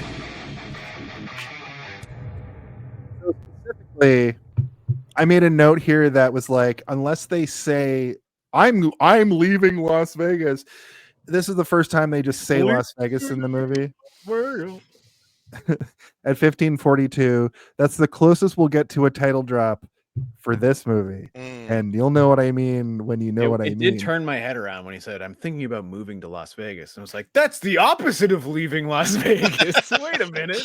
But then the credits for the movie start, and we're 16 minutes into the movie, and the credits start rolling. I did love the late credit drop. I thought that was pretty bold. It was pretty Yeah. big move. Because it makes you feel like that was all that was just preheating the grill.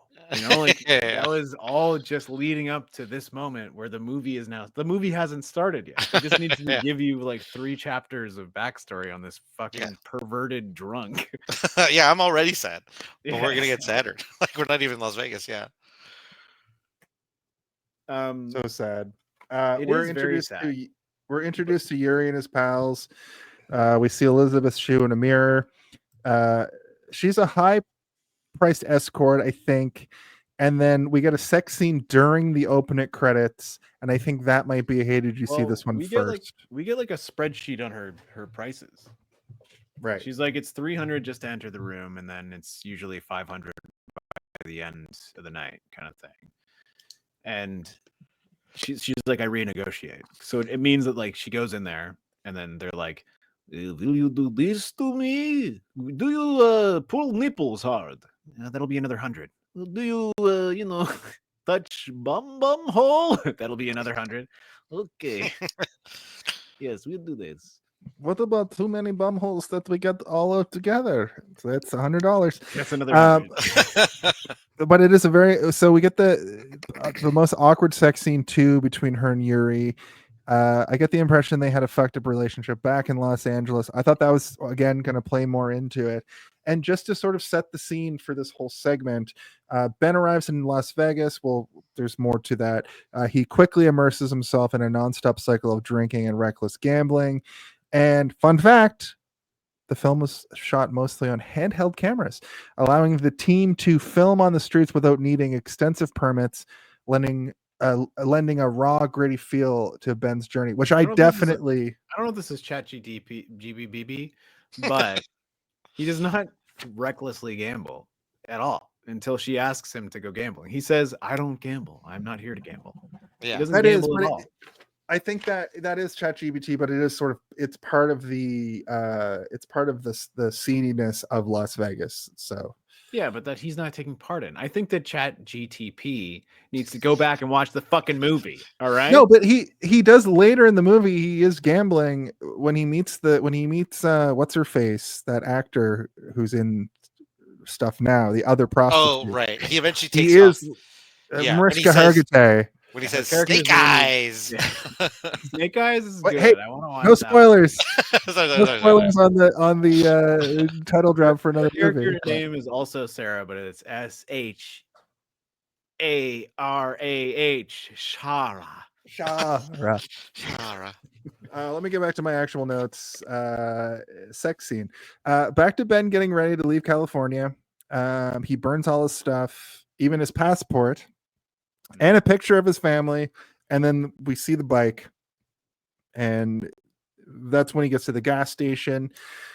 He sees a guy speaking Spanish, or I guess it's Latvian, mentions Yuri. So this whole movie, the whole first act sets up a thing that never happens.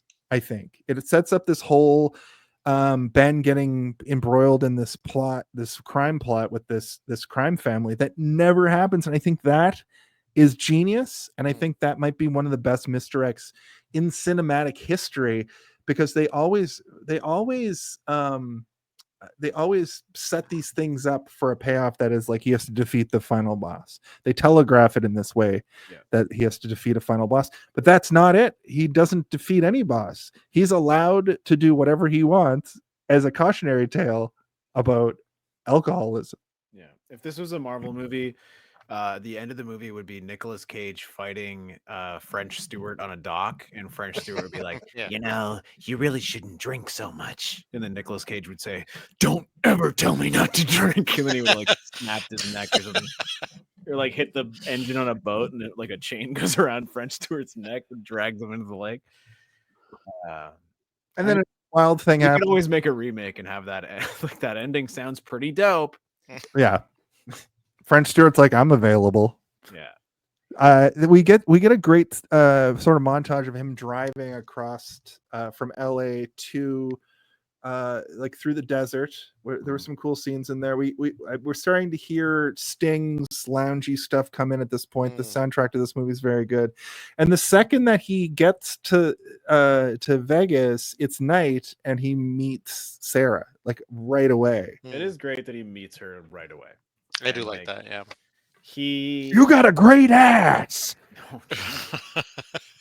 That's Jason's Al Pacino impression. He brings that out every time he sees somebody with a great ass. Side note, I hate in Heat how he's clearly improvising and he's about to say "but" obviously, and then he changes his mind. He's like, "She had a great ass." I think he was gonna say "fat ass" and he changed it to "great." Maybe. Ass. But whatever it was, because her ass is not fat, so he's like, he's got a great ass. Yeah, you're right. Exactly. He's got a great ass. She's got a. I'm improvising. A big ass. Oh my god. Total side note, but that always bothered me. Anyways, go on. Continue. Well, speaking of holes, he gets to the whole year She's in got a great hole. Great hole. Right. But he looks at the sign that says the whole year in, which I thought was all interesting on its own, because in my head I'm going the whole year in, and then it But he's so drunk that he reads it as the whole you're the in. whole year in, and Which is like, he hallucinates isn't it that the too. joke of the name of the? That is the play. Yeah, right. Yeah, Absolutely. but like it's called the whole year in, but then he reads it as the whole you're in because he's drunk. Yes, like he's supposed to be too drunk, but it's like, but that's the pun. Isn't that the pun? Like, isn't I that think supposed so. to be the pun of the name of the place? So maybe they didn't trust the audience to get it. I wonder if it's one of those things where like they wanted the place to stand on its own, but he as the drunk sees it that way. But Right. you're right. It could also be that the place, I don't know, maybe the place isn't smart enough to be that kitschy. You know what I mean? Or like Well, that the thing clever. is that he goes in later and she reads it and it's spelt the whole year in. Like right. Oh, right. And they see the same sign, but they see it differently. Yes, then it's definitely the way he sees it 100%. Yeah, so I totally missed that. That's I like it, but it's also like, come on, trust us as the audience. We get it. Right. But maybe it was just to be like, he's so drunk that he just reads it how it is. Like he reads puns as literal. Like, look, maybe that's how he sees everything. That's why he's so like poetic about everything. He also stands there like Beavis and Butthead a little bit too. He's like, and because he is, yeah. Well, he also when he enters he's like, "Hi, do you have rooms for rent?" And the guy's like, "I'm literally talking. I'm clearly talking to somebody. I'll be with you in a second. I'll help you as soon as I can, sir." Yeah. I thought he was going to be like, "Yeah, but I want a room," but this movie isn't really a comedy. No, but I mean, it is kind of funny because like that is how drunk people are. You know, like they enter a room and they yell something at somebody because they're like, "I have one mission: get in there and ask if there's a room." That's what he does, and then the guy's like, "I'll be with you in a second. And then he's like, "Oh shit, yeah, I didn't see the line of people. I just decided to yell about vacancies. I saw me only." I have a question for you guys. So this is where we're introduced to the idea that Sera is talking to somebody.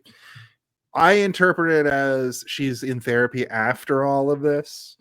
That's what it is. Is that what you guys sort of also saw? The very end of the movie is she says, "I miss him. I miss him very much." So like this is after, yeah. That's interesting. I thought it was gonna be interrogating from like cops, just like that's where I went too. No, just because he's a dead body, right? So it's like, yeah.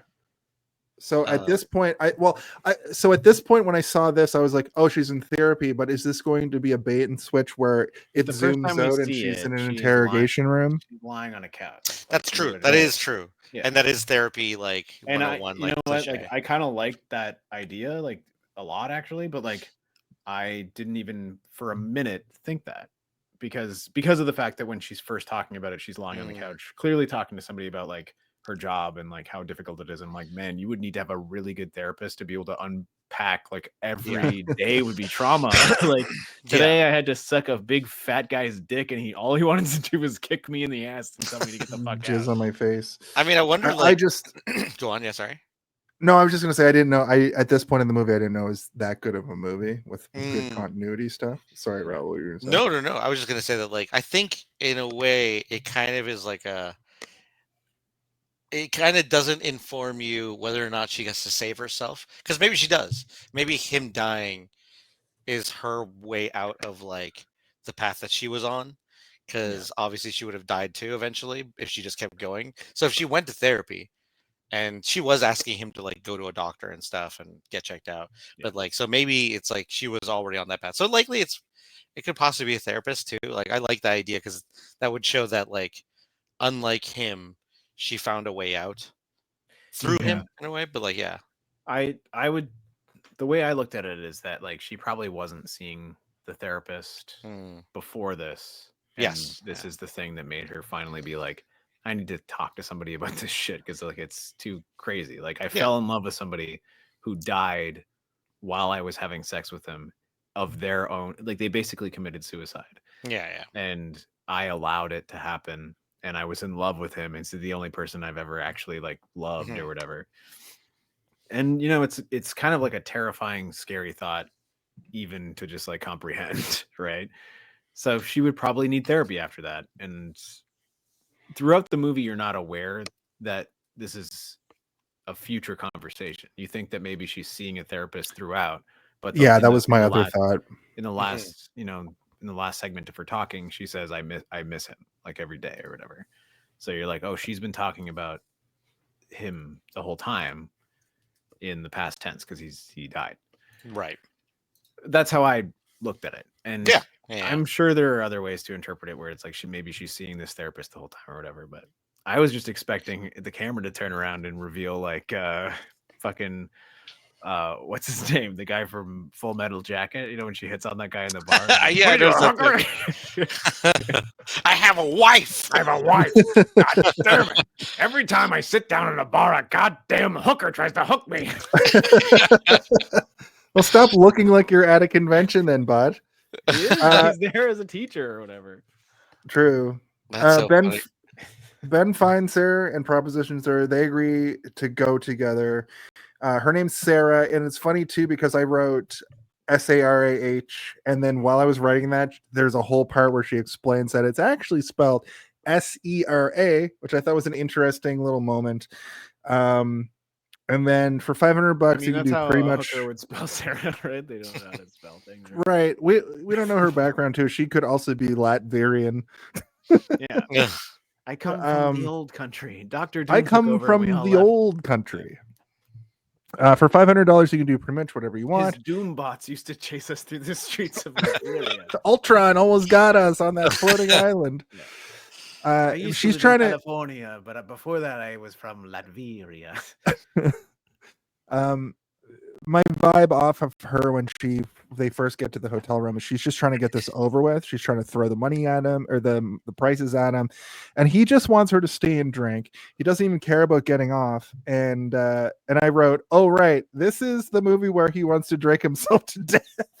I forgot. Wait, you wrote it after that part, not when this is where when she walks into the room and there's 1 billion bottles of booze lying. This is the moment I remembered.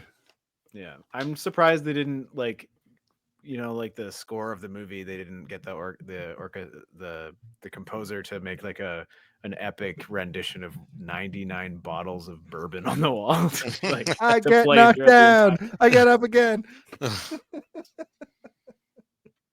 That movie, that song didn't come out yet. I mean, that it is probably the most uncomfortable moment of the entire. Maybe not. There's another one that's way more uncomfortable, but there's the most. Yeah, this part is very uncomfortable because you can tell that he's also uncomfortable. She's not, but then he makes it weird by being like, oh, never mind. Like, go back to it. Yeah, maybe is this all I want? And he's like, I don't. Like, I didn't stop you and I didn't look for you because I wanted you to suck my dick. I wanted you to come here so that I could talk to you, which is like inherently very sweet. And it's like the opposite of the interaction that he had with the first woman where he's like, I'm real good at sex, and I really wish you would come back to my place with me. He gets really pathetic in that first interaction where he's like almost. He even says to Sera in this scene, he's like, I'm not that good at sex. After that whole, well, that happens later. Standing. That's when she invites him back to her place. But yeah, like I'll be back in 1 second. But he doesn't do the same thing that he did with the other one. He's like, I was looking for you, because she gives him a very real interaction, right? Where he almost runs her over and she's like, she looks right into his eyes, and comes up to his window and she's like, you're parked illegally. She does like that. You're parked illegally. But no, I did like her line. I like the light's red. I walk, you stop. And he's like, yeah. I was like, are you sorry? Yeah. Yes. I am. Yeah, I'm very sorry. Yeah, and like it's a very badass moment for her because so if you are that hot, you could potentially go up to anybody and say something like that, and they'd be like intimidated, being like, "Okay, sorry, lady, you're too attractive." And then as she's walking away, she just like gives like a half middle finger. It's not even like a full turnaround, like straight to your face. It's no. She just kind of like lazily gives a finger and then like half looks back, just to be like, "Fuck you," and. That sticks with him, I guess. Because he's sitting in his car drinking. Yeah, and I guess that like ruminates with him, where he's like, I need to find her because she was the coolest person that I've met since I've been here. Yeah, and also like actually the first person maybe he interacts with at all when he first Yeah. gets there too. And I mean, like, we know that he has a history with sex workers, so like he probably can recognize a sex worker. I don't know if I would be able to, like if I went into if I went to Las Vegas, I It's don't. funny. I would have said you could do that. I would have said. Yeah, you I know I had have the that ability. face of a pervert, but I really don't know. I don't know. But yeah, excuse no. me, ma'am, would you like to sucky motherfucking? I think that if anybody approaches anybody and says, "Hey, is there a convention here?" That's prostitute talking to you. Also, the way that her dress is made of plastic, I think, is a really good indicator of prostitution. I could probably point out a prostitute. Jason is just telling us that I know what prostitutes look like. There was one time when I was in Montreal where I absolutely knew that, like, I was like, no, these people are being way too nice. You know, when someone's being like a little bit too nice, where it's like the knob is like, this isn't like general curiosity of like who I am, and this is like they're turning it up a notch, and then they're like, let's get out of here, let's go to a strip club, and I'm like, you want to go to a strip? Yeah, okay. You mean your boss who hired You're gonna you wants you to steal go to a money strip from my club. pocket while I'm looking the other way. I have a fun fact. Oh. Elisabeth Shue researched her role by shadowing a real Las Vegas escort to understand Sera's life in perspective.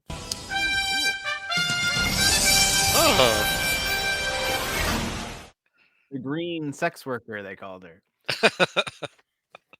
Who would turn into the white sex worker later. Just as an aside, when you say white Power Ranger, you got to say all three words, or else if you only say two of them, it's gonna be bad.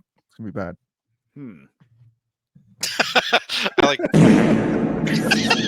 Yep. Thank you. So, where were we? We were somewhere. Okay. Oh, we were somewhere. He finally met her for the first time. Oh yeah, I'm sleeping. Yeah, she gets back, and Yuri is not pleased. She didn't make enough money. She goes and talks about it, but we still aren't sure.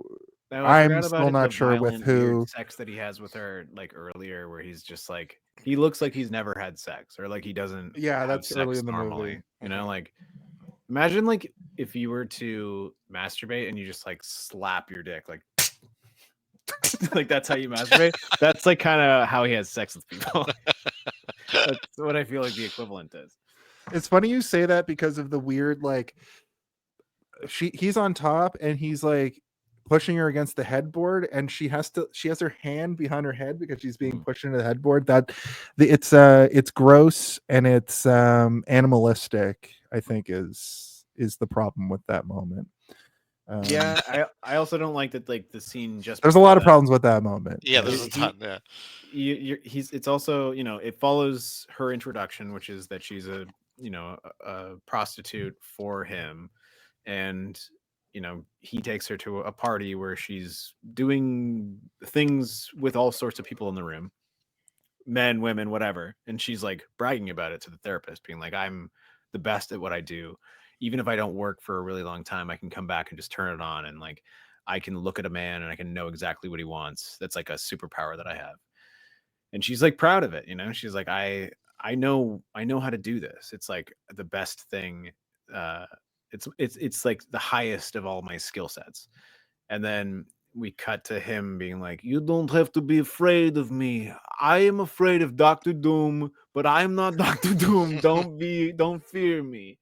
And then it cuts to him like aggressively having like weird, awkward sex where you're like, that's not what sex is supposed to look like. That doesn't look like loving sex. That doesn't even look like good sex. It just looks like everybody involved is like, we do it till it's done. Like we do in Latveria. Yeah. We even see a weird thing. The next sequence is Yuri puts on a weird fake American accent at the pawn shop. Did you guys clue in on that? I think that's did not. The actor not fully being able to do his accent, but like maybe that's no. I thought that his accent when he was doing Latvian was fine. I think in this moment he was trying to be like, "Hello, I am one of your average people from America," trying to so the person behind the counter wouldn't be like tipped off. I didn't read it that way. I read it as a British actor trying to do a Russian Latvian accent. yeah. And like it just kind of came off weird. But I might have to listen to it again. Yeah, I didn't pay that. All I was more concerned about was like, oh man, he's hard up for cash. I thought he was gonna be like rich with his super powered hooker who he can just like sick on people to be like, go make me money. So like, this movie at this moment too, this movie has that thing where we still think that it's gonna end badly for Ben involved with the mob, because Ben walks into this pawn shop at this exact moment. Yeah. And this is their only interaction in this whole movie, right? Except for, I think, and it's not really an interaction. It's like he sees the guy struggling to sell his shit, and then he smells his watch immediately and just turns to the guy and is like, business as usual. I think it's actually interesting that you point that out, that like this is a guy, the Russian Latvian guy is like, he is desperate to avoid death. Like he's trying hard to avoid this. He's trying to make as much money to save his own life, right? And so we have that guy in full contrast to Nicolas Cage's character, who walks in there and is like, oh, I'm getting completely robbed. Nice. Like that's what's happening. I'm gonna die today and I don't care. Because the other guy is like, I'm gonna die today. I need to sell this stuff for the price that it's deserved, because I need to save my own life. Because he needs money. Very much like opposite ends. It is like, there is like a weird sense of freedom that Nicolas Cage has in this movie that is like, you're like, I hope that it doesn't end the way that he's planning it to. But the fact that he has this like freedom is like super freeing for me, for him, where I'm like, he knows he's going to die. So it doesn't really matter. Anything that he does doesn't matter. I don't care. Like, I also agree. I'm like, if I was going to die and I just needed a couple $100, I wouldn't try and fight for, the equivalency of what I paid for, like, I don't know. I don't have any gold rings or watches, but I bring like my Xbox and be like, what are you going to give me for this? And be like, $50. $50. Okay. Well, I can. A bunch of booze right now. Whereas this guy's like, the other guy's just like trying to desperately save his life. He has not accepted death yet, unlike Nicolas Cage. What's crazy to think about too is in 1995, those bottles of liquor were probably like $4 or $5 each. I went to the United States on the second time we went to Las Vegas. We were in Phoenix, Arizona, and the liquor stores there have a clearance rack, and I bought a handle of whiskey for $9 in 2017. So I can only imagine that there's that scene where she first walks into his room and the whole counter and TV are like lined with bottles of liquor. This dude was drinking for nothing. And then when you compound that with going to a casino, they bring you drinks for free because they want to ply you with alcohol for free, so you'll keep gambling. This dude, I kind of believe you guys. I kind of agree with you guys now that he only got a severance of like $10,000 exactly. and was able to live in Las Vegas for that cheap in 95, because it was probably dirt cheap to stay there. What was it? $29 a night to stay at the Hole Gone Wrong or whatever. Yeah, and he had enough money to spend $500 a day on alcohol. Or he said 250 to 500. Yeah. He takes 2 bites of food in this whole movie, and one of those bites of food is a fucking ice cube. So also for our viewers, if anybody wants to know what the Latvian prince looks like, who's the pimp in this movie, this is what he looks like. That's what he looked like in the movie. Yeah, Dr. Doom. Remember when he pulls out a knife and he's like, "No, no, go, no." I didn't have subtitles on, but I assume it was not good. My son, the Scarlet Witch, and my son, the Fast Quicksilver Man's. That's Magneto. Oh yeah, you're right. Dark Control's metal. The other one looks like he only has children who are made of mechanical bones. His doom bots, and also his people. He cares about Latveria. He loves Latveria. Yeah. So then we get the Sera striking out with the guy that you guys were talking about earlier, where she's just like, "Hey, you in town for a?" Jason. I don't know if you noticed that. That's the drill instructor from Full Metal Jacket. Yeah. Arlie Hammer, or not Arlie Hammer, Arlie Ermy. He's the famous, like, he's usually like a mad man. Like, he's a mad man. Yeah, it's funny to see him play so casual, like low key, like. Yeah. Usually Husband he's expert. yelling in a movie. I mean, he does kind of yell a little bit, like, "What are you, a hooker?" She's like, He "No, gets just there. keep your He voice gets there. down." Yeah. I got a fucking ring. But then he buys her a drink anyway. He's like, Yeah. "Yeah, it's on me. I don't fucking come over again."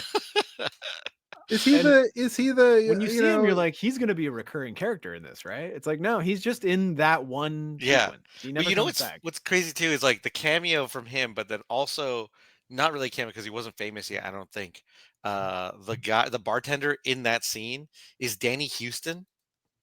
Oh. Danny No. Houston. I was too like overwhelmed by the fact that fucking Yeah. Arlie Ermy was the Yeah, I know. He's like right back to back. I was like, holy shit, that's Danny Houston. Yeah. That's yeah, crazy you know that what? He I did is not now. clock. I'm turning back the dial. I'm like, You see it. during the moment. I'm like, the bartender also looks very familiar to me, but I'm like, it was more into That's like, his. That's just as insane as me being like, who is that other prostitute? And it's literally Mariska Hargitay. There's just, this movie has people in the background who were either just coming up at the time or had been Yes. around. It feels, because when you look at the credits at the end, the only three names before they go into the extended cast are obviously Ben and Sera and Yuri, and then the rest of it is the cast of basically all background actors. When me and Danny were watching it, like in that opening sequence of Sarah's introduction, I was like, "Oh, it's French Stewart," but I was saying it as a joke because I just thought he looked a little bit like French Stewart, and Danny was like, "That's not French Stewart," and I was like, "Yeah, no, that would be so crazy." And then he stands up and turns, and I'm like, "Wait a minute, I think that is him." Like, this movie is playing tricks I'm with actually my on a mind. third rock from the sun currently. And I'm like, am I too drunk to watch this? And I hadn't drank anything. Anyway, she strikes out with Arlie Emery. I did not clock that it was him, and I fucking point that we watched The Frighteners recently. He's in that. Yeah. He's in, Bill and Ted Bogus Journey. He does have a big giant beard and glasses and hair True. that you're not used to. Like, they disguise him very well, but it's him. Yeah. And in the same scene, she looks across the bar and sees Mariska Hargitay, which is insane. And then we cut to her telling her like therapist. A combative, like, are they like are they like versus? Well, this is another misdirect, hookers, versus hookers. Yeah. This is another misdirect that we get in this movie. I thought that this other prostitute was going to have something to do with something, but really at the sort of climax, at the literal climax of the movie, like, she has to do with that. Yeah. But it's more so she just gives a knowing look. I think you're right. I think that if this was like a Verhoeven or something, like, those two would have been like constantly. They would have had a cat fight or like a true romance too. Like true romance, like two star-crossed lovers, but then the gangs come together. And the end would have been like they're on a dock and the Russians are there and she's there and like the two hookers are like, and French Stewart is choking Nicolas Cage out and Nicolas Cage is like, "Don't ever tell me not to drink." He says that famous line to French Stewart. Anyway, none of that. It's all hilarious subversion and bait and switch, which I think it makes this movie even better. Then we cut to her telling her therapist that she loves Ben and feels a connection. I wanted to point out that this is a unique situation where a lot of times it's the man pining over the woman, especially in a prostitute situation. But this is a unique situation where the prostitute loves the man more than the other way around, which I thought was an interesting way to do that. Like, this movie just like bucks your expectations at every turn. Like, it's interesting because like he's medically incapable of having what you would call like a true cognitive romance. Like, he's in love with her in the moment and he keeps telling her, and then she keeps whispering it to him in moments that she knows that he's not going to remember, right? Like, it takes her a while before she tells him that she loves him as well, in a moment that she knows that he's actually going to be able to remember it. And there's something like very like spooky about that, and like, but like spooky in a way that it's like it makes me feel haunted by the fact that he probably never knew, right? Like he probably died still having this like ghost of her saying that in his mind, and it probably fueled his love for her even more, but he doesn't care enough because he knows he's going to die, or he does care so much that it's like a comforting thought when he does die. And then add to all that, he's blackout drunk for most of this. He doesn't. We're seeing him experience things that the character would never remember. There's that scene where like she's like, "I'm using you," that I'm sure he does not remember as a character. But they're both using each other, so they're using each yeah, other. exactly. And I think what I like too is like in regards to, because in my mind again, like the women that are like, oh, like get away from me because you're, you know, you drink too much and I don't like stinky. you or whatever. You're stinky. No, boo, boo, boo. And like that makes sense to me. So it made sense to me too that I was like, okay, cool. I like that. The one that has a crush on him is kind of this young girl who kind of doesn't know too much yet, and also and living fast and hard too, and is like just immediately crushing on a guy. And it's this guy, and like I'm sure they have some sort of connection, obviously, because like there is a charm to it, but like for sure it's definitely the fact that it was this type of person, this person that's living fast and hard and is young and doesn't really know better, but has this connection with this person.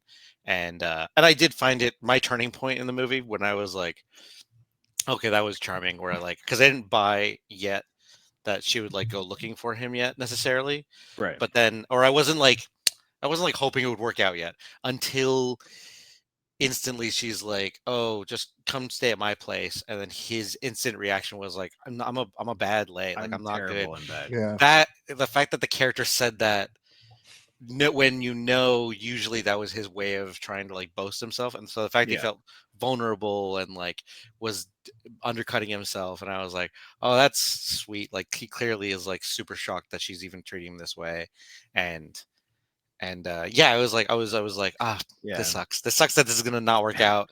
But yeah, you wanted to. Yeah, it makes all that stuff at the beginning very worthwhile. Yes, exactly. When the title popped up, I was like, why so much? Why so much of him being a dirtbag?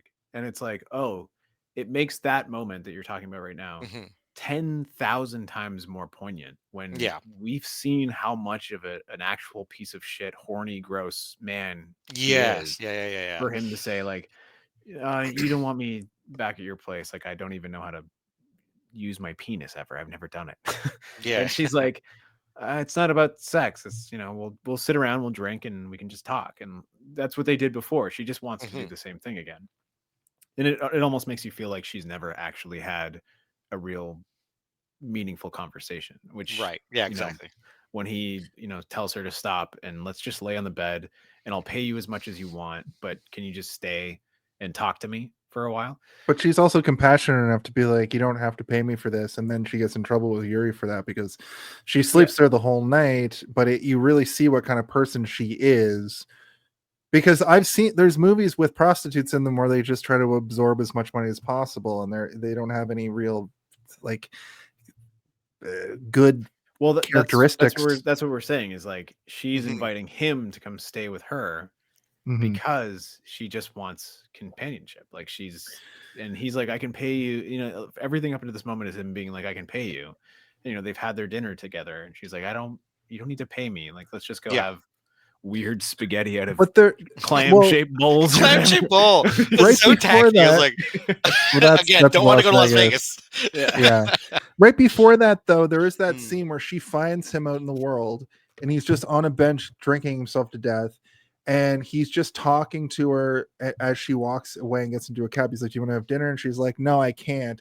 And he's just murmuring to himself. And she goes back to the hotel where Yuri is. And this is where the tides really change, because she walks into a hotel room with a man who is having a mental breakdown.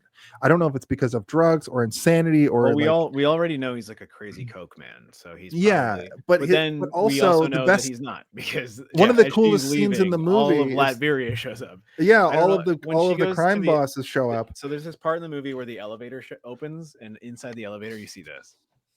Like, holy fuck. And she's like, "Excuse me, sir," and he's like, "You're okay. Now, which ray is room 115? Yes, he's And then also he just blasts. He's also the Yeah. count. Well, recently Latveria took over Transylvania, so And now it's Latveria, the classic video game from the 1980s. Latveria. Yeah. So he's crazy, and he thinks that people are listening to him through the wall. He's kind of right. He's got paranoid insanity, and do not But he come also does back the here. craziest I'll thing where, not like, see you he's again, like- he says to Sera. And as she leaves, that's when the guys show up and come down the hallway. And it looks like the goons go by and are going to take him out. And then I wrote, is Sting singing these songs? Oh, you were also like, I'm getting Sting vibes, but I'm not sure if this is Sting. If you listen to there's a song that Sting has called it's about Russia from the 80s, about he sings with the same cadence with Sting has a couple parts of his career, like he's got a long storied career. I was gonna say Leon the Professional was like, there's a Sting song in that. Yeah. And it's very distinctly Sting. And I think from then I'm like, okay, I think now I know what number of hearing. Well, I was wondering if does Sting just have a lounge album, or did he just make these loungy kind of songs for this soundtrack? And I'm thinking the latter. I think that if you go and look at Sting's discography, you have like Sting and the Police, where it's like kind of punk, and then you have Sting solo stuff, which is like that Russia song I'm talking about. I remember that my dad had just Sting by himself on vinyl. I don't have any of those vinyls, like they're not in that collection. My dad lost a bunch of records like to a flood. But I would imagine if you went and listened to those records, they kind of sound like this. And I would love to have this soundtrack on vinyl of just like Angel Eyes, or whatever. But yeah, she does go back. They go to dinner. She asks why he's killing himself. He doesn't even remember, which also doesn't really play into our discussion earlier about why he's doing this in the first place. He kind of has just decided through all of this that he's going to do it and doesn't remember. Did you just like put your hand down? I touched the mouse. It was just so happened to be on. Whoa. Yeah. Oh, right in my mouth. Everybody says it. Yeah. Everybody says it. Everybody says it. Sorry, where were we at? I just moved us forward to the dinner you guys were talking about. She asked why he's killing himself. He doesn't remember. I think the addiction has taken hold. That's what I wrote. Yeah. She invites him to her place. They're going to be friends first and figure it out. Credits. That's when the credits roll.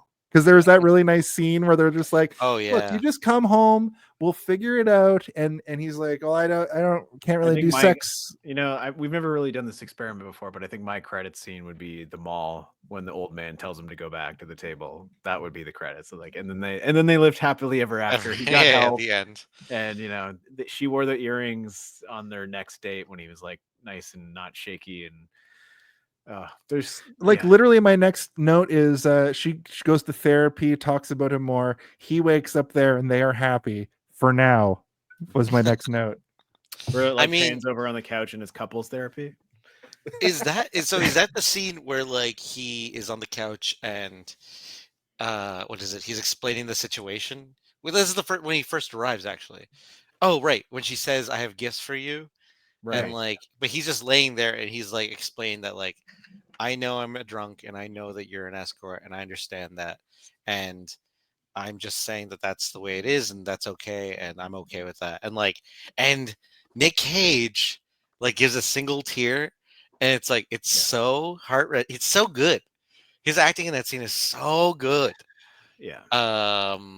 Like you said earlier, it's oh yeah, I forgot that he's actually an absolutely amazing actor. Yes. Yeah. And it's such a subdued scene. Kind compared there's to the nothing, other ones. yeah, there's nothing crazy. But like another thing about this movie is the micro acting in terms of like facial expressions, which is another reason I was so caught up in it, is that you have to read everyone's faces in scenes because not everything is being told through the dialogue and the music and the framing. It's like sometimes someone can have a goofy smile that can turn into a shaky frown, and like, you know, like a little bit of an eye quiver will happen, and you're like, holy fuck, these people are acting, man. These people are acting, and they're acting the shit out of this goddamn movie. It's making my heart hurt. I think especially Elisabeth Shue, like she's constantly going through a ringer in terms of what she's meant to be feeling, because her character is what we haven't really talked a lot about her character in terms of like what she's going through, because we know what he's going through. I wanted to point this out, that up to this point the focus is still on Ben, and there's a very distinct point in this movie where the point of view changes. It's almost like this movie is two movies in one. Kind of like I've said this about Parasite in the past, where the vibe, I hate using the word vibe for this, but that's what I mean. It changes, you know, it switches over and it becomes a different thing. And this movie kind of has that as well, where most of the movie is about Ben's struggle and what's happening to him, but there's a distinct change to now we care enough about Sera that we're gonna change the point of view. We haven't gotten there yet. We're still very much it's kind of both of them now. It's kind of almost a third movie. I do want to talk about that moment though, because it is very definitive. Like there's a line, like you can draw it. Like this is where it happens. It happens right here.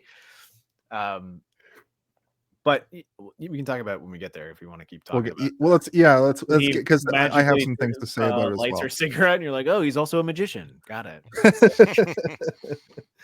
No, Sera wants him to move into her room, and he tries to warn her about his issues. You can never ever ask me to stop drinking. So I guess we really don't know why he started, and that this is at the point where I'm like, did his kid die? Is that why he's like this?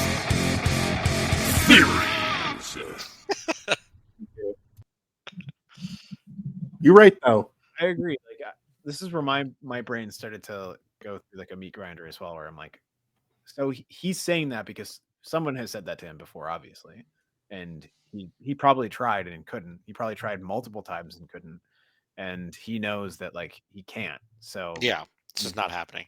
Setting up the fence right away, being like, if you want me in a doghouse, I'll go in the doghouse, but at the same time, like, if you're gonna invite me into your house, I'm gonna eat your garbage and drink out of your and you can't stop. Like, don't ever tell me to stop because I'm a dog and that's what's gonna happen. Yeah. It also reemphasizes the idea that, like, again, that this guy's like, I'm gonna die. The end. Like, this is it. I'm gonna die. I'm on a mission. Yeah. Yeah. Like, you could tell me to stop. It's just not happening. Like, I'm not stopping because I am a dead man. And that's it. And like, and she accepts that and like, and knows what she's getting into. I think it's also. I think that like the crux of that too is the fact that like they're trying to have a meaningful relationship and she's literally a prostitute. So he can't ever ask her to stop being a prostitute, which is never explicitly said. No, but he knows that, like you said. But he knows that he has to, because if you think about any relationship you've had where you've had like a partner that's been like, can you not drink? And you're like, you have to make a decision. He starts out by saying, I'm not going to stop drinking. You can get into bed literally or figuratively with me, but you have to know that the second you ask me to stop doing that, that's a deal killer for me. And we even see that a couple times through her micro acting, like you said, Steve. You see her want to be like, can you fucking chill out? Multiple times. And also later in the movie, she's like, I'm going to call a doctor. We need to get a doctor. And he's like, yeah, that's kind of part of what I'm trying to say here. The present part where she's giving the presents though is like, there is like a massive moment where, you know, the idea of giving a flask to an alcoholic is like wild, right? And it would be enabling, so taboo in any regular scenario. You know, like if we went to a party if all three of us went to a birthday party of someone who we know was like a recovering alcoholic and one of us got them a flask, everybody in the party would be like, what the fuck is wrong with you? And they would throw us out. Yeah. And we're like, but we engraved our initials on the bottom. They're like, that doesn't matter. Like, it doesn't fucking matter. What the hell are you doing? You're enabling his. You can put Kool-Aid in it. Like, you know, you can just, like, you know. I guess but, yeah. Sorry, go on. But he has like an emotional moment where he's like, I understand that you understand. And yeah, exactly. And I don't know if she was doing it from a point of like being like, I understand, but she was doing it from a point, at least from like, I understand that this is what you want. And there is something really beautiful about that, because you don't always understand somebody, right? But like, you can understand what they want. And if you give somebody something that is important to them, even if you don't understand it, they're going to appreciate the fact that you at least understand what they want, even if they, you know, like, because I assume you guys have at least at some point in your life gotten a gift that you did not expect from somebody, right? And it feels very special, and it makes you feel closer to that person. Right? Oh yeah. So the moment in that, I was like, man, it's like super enabling, and it's heart-wrenching, because she's having an emotional moment, he's having an emotional moment, but they're having emotional moments for completely different reasons. But I also get both. Like, I understand both, you know? Like, I like it's like you said, it's charming that it's these two people that know they're enabling each other, and they're not hiding away from that. Like, it's very much like okay, we know what this is. And so the ultimate sort of like, and it's also the story being like emphasizing that these are literally, this is just about like these people enabling each other. Yeah. And they're like broken people who are just kind of trying to like jack each other up just to get a little bit further through the day almost. And she's trying to jack him up constantly. He's like, no. He's like, sure, maybe eventually. No. She's trying to jack him off, and he's like, not right now. I do have a final theory corner, and it's not going to be fun. No. I'm amazed you forget every time that there's like going to be that soundbite. You like start, and you're like, all right, yeah. No, Steve isn't typically on it when it comes to the theory corner soundbite. I have to be like, can you please play the soundbite? Theory. You know, that's funny because I have a theory. And it's that you are going to forget that he's going to do it again.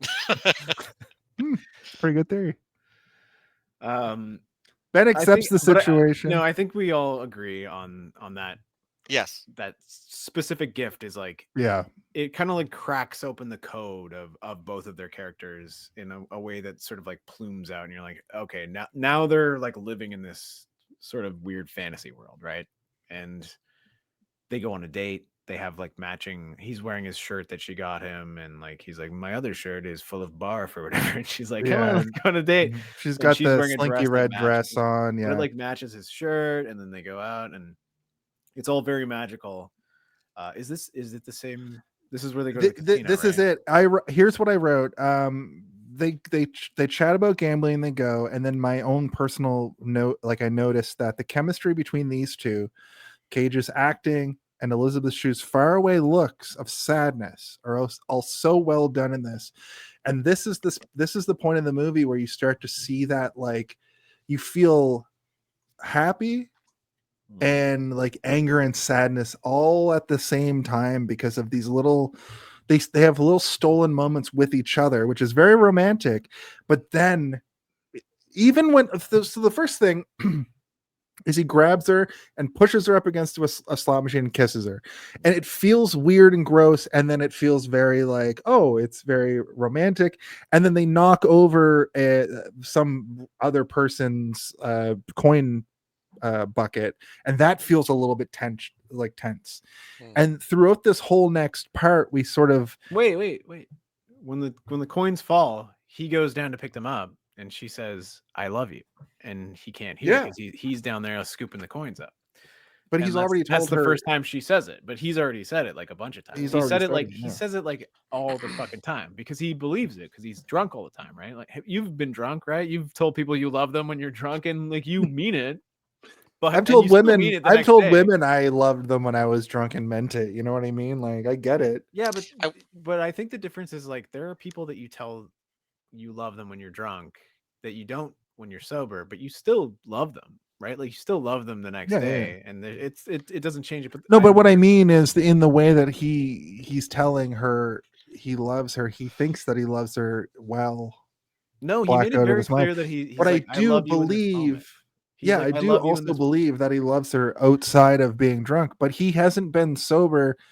We're what, like an hour and 15 minutes into this movie? He's never been sober. I would say that in fact this is who he is. So like even if there's a world where he's a sober version of himself, this is the character, and this character, this drunk guy character, who is a slob, who's like a mess, he's in love with her, and so as far as we're concerned, the character does actually love her. You know what I mean? Does that make sense? And like, and I feel we like also never see a sober version of him. Exactly, and I feel like that moment where like they drop the coins or whatever, I feel like is just sort of like emphasizing that it's both of their sloppy sort of like lives and like excess lives that make them this mess that he has to pick up these coins now, makes him miss these moments of her saying "I love you."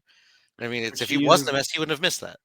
It's true, but she also the only time we see him anywhere close to sober is him literally having. She uses the opportunity of him being sloppy and doing those things to tell him that she loves him. You know, she's. Oh, you think she waits for him to like be? Of course, yeah, absolutely. Okay. When he falls over, when he's asleep, when he's passed out, when he's doing something a tirade or whatever, she's using those moments to be like, I love you, because she knows that he's not gonna remember them, because she's not able to, interesting. I can see that for sure. She doesn't understand love, right? Like she doesn't understand it in terms of the one other relationship we see her in, right? Is like she clearly didn't love him, but she loves her life, right? And she talks about loving her life throughout the movie, but when she says I love you, like, you know, that's important, because she only loves herself, and she puts herself through hell because it allows her to live in a way that she feels that she's happy in, but she's seeing that he makes her happy. And like, that's a lot of like character development for not knowing a lot about a character, you know, like I think it's pretty good. Well, here's how I experienced the next segment. It's a really weird, happy and sad sequence here at the casino. Something horrible is coming, and I don't think I'm ready for the crash out. Oh, he crashes out hard here. I think because the bartender is trying to cut him off. And this is that sequence where they're sitting playing blackjack. He doesn't like his hand, and he goes like, "Oh, it's fine. I'm having bad luck." And then he's having that like another one of those like conversations you can't hear all of with the bartender person who comes over. I thought my interpretation was that she's like, I don't know if I can like bring you another drink. You're fucked up. And then he flips out, and well, tell me, Steve, how did you interpret it? Because he literally flips. She's asking him if he wants anything else. She says, "Can I get you anything else?" And then Sera is like, "Oh, do you want anything else?" And he looks over and he's like, I don't know. I don't think so. Oh, maybe I'll get this. And then she's like, okay, yeah. And like the I don't know, waiter or server or whatever is like, yeah, I can get you that. And then she asks him something that you don't hear what she says. So she's not cutting him off. She's asking him a question that I couldn't interpret, and even subtitles like didn't give me. Because the other thing could be like, it could be as simple as he was asking for something specific, like I want a double whiskey, and she's like, we don't have that, so and that's why he loses his mind. What I think happened is that he ordered a drink that maybe his ex-wife often, and she said, "Do you want another of whatever your ex-wife had?" And he said, what why how dare you? And then you're like, oh god, he's gone not the beast. Yeah, because all the dialogue up to that does not indicate that he's being cut off. It doesn't seem like he's being cut off. It seems like he flipped out for like he's having a weird, almost like military-esque flashback. Yeah, did you guys also notice that like the scene is shot from like the camera looking like down at the security table, camera, which is so fucking like this scene Makes it me for a worse loop. in a good way. Yeah, it felt really like you weren't supposed to be seeing this. This happens throughout the movie, and I've said this. I feel like there are moments in this movie you're not supposed to be seeing, but we see it in its reality. Yeah. So vividly. Like a voyeur. Like, yeah, just sort of like it looks like something you'd be watching on the street on the side, like, and you're like trying to peer over and like see this thing you're not supposed to be seeing, like two people fighting or whatever. And like has that vibe of the way it's shot with that.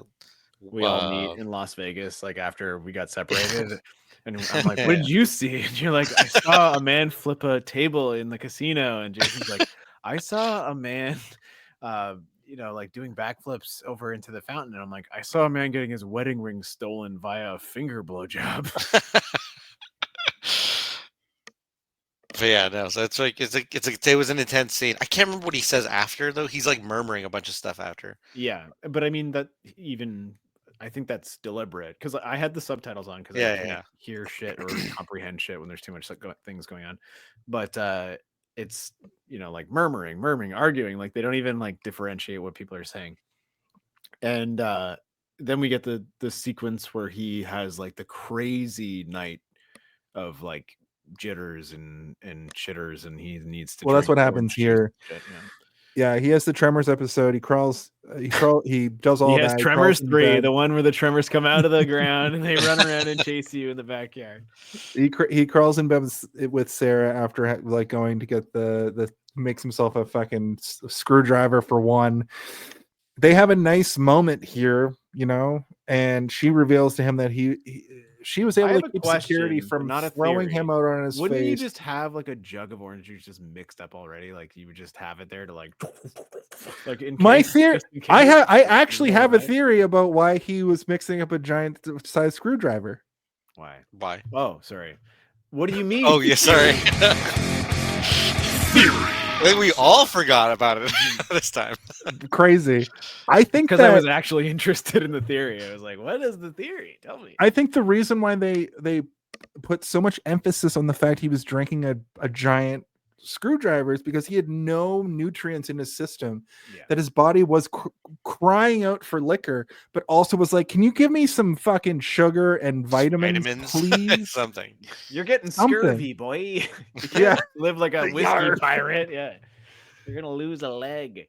I think that was the point of that scene, because this only time we saw him near food was when he doesn't take a bite of spaghetti or takes a very small bite of spaghetti. And it's like, this spaghetti sucks. And she's like, does it need more salt or flavor? He's like, no. And then moves on to the next thing. I think they do put enough emphasis in this movie on the fact that he's not eating, that it does make it like a concern for the audience. Where you're like, this guy is probably in so much fucking pain, and he's probably so much pain, barfing and shitting like all the time. Because I'll tell you, from my own personal point of view, if I don't eat properly in a day, I'm going to have not only a bad drunk, but also the hangover the next day is going to be unparalleled. It's the echo. If I eat like a hamburger and I've eaten breakfast and lunch and then a nice hamburger meal or a steak meal, I can't even get drunk. You can't even fucking, like, your body's so filled with food, you can't even like get to that level. So this guy has not eaten a bite of food in the now 80 minutes I've been watching the movie. That's all I could think about. Every time they show him wake up as a corpse, and he's like shaking and having fucking delirium tremens, like that, it's the pain that he's going through when he's chugging liquor when you're hungover is something so foreign to me. I could never, and he's doing it in this movie. It hurts me to watch it happen. Yeah, it's disgusting. Dun, dun, dun, dun. Glad we were all waiting for the yeah, no, you could definitely like smell Nic Cage in this movie. Yeah. He looks like he smells like just alcohol. Like I did think that like when he goes back to the bed because like he's having a rough time over the sink and he's forcing the alcohol down, and she calls out to him, and he goes to the bed, and she doesn't say like what's wrong, what's going on. She just gets back in the bed, and she opens up the covers, and he gets in. She just holds him, and they have a conversation. It's like, this is where if you had any kind of like preconceptions of like what her purposes were here, it's like, no, she genuinely wants to take care of this person, because I don't think that she's ever had to take care of anybody other than herself, and having a person to take care of is gratifying, but also is like giving her an understanding of her own life in a way totally. That maybe she didn't. He also reveals to him what happened. The security wanted to throw him out. Well, he's asking, like, he's like, what happened? Like, I don't remember. She was able to went in there, and she was able to explain to him that like, I was able to talk these guys down from literally like jazzy jeffing you out of this place into a pile of garbage. I was able to explain to them. What's it called again, Jason? DJ Clemens? DJ Jazzy Jeffing them out of, remember from Fresh Prince? And what he's like, how do you have this ability to be able to like explain these things? She's like, I don't know. I'm a world-class prostitute, I suppose. And that's pretty much that. Then he fucking sees the scar on her butt because he's trying to give her a back rub. Yeah. And this was explained earlier in the movie. I think we glossed over it or didn't really talk about it. But basically, Yuri used to beat the fuck out of her, but he would never touch the face. And when she would bring back not enough money or whatever, he needed to cut her. But you can't cut the face. So he would just cut her. You're like, wait, blood is also valuable territory. Maybe cut somewhere else. Yeah, but like. And cut her on the edge between her upper thigh and her lower butt. It will be hidden beneath your butt cheek and your thigh cheek. You got that heavy hanger only butt. Where edges meet. See, these are the kinds of jokes that I didn't think we were going to make, but Jesus. We only cut where no one can see in Latvia. Oh God, it is bad. It's very bad, but also it's bad though. It's yeah. I like going back to like, but no, it's horrible. Yeah. She thinks he's he punches her, and then she grabs a knife and pulls it out on him at one point, and then she gives him the knife, and she like reveals her butt, like she like pulls her skirt up and is like, go for it, like cut me if you want to again. And he's like, what are you doing to me? Everybody make me crazy all the time. I should go back to Latvia, but no one makes me crazy. Yeah, he has his own little mental breakdown. He's going insane. Like throughout.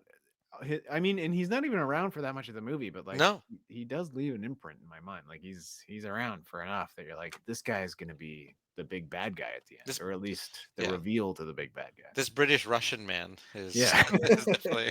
He's like, hello, Latvia. I'm a British man. I'm from Latvia. I came from Latvia. We all come from Latvia. We're drinking ourselves into the grave.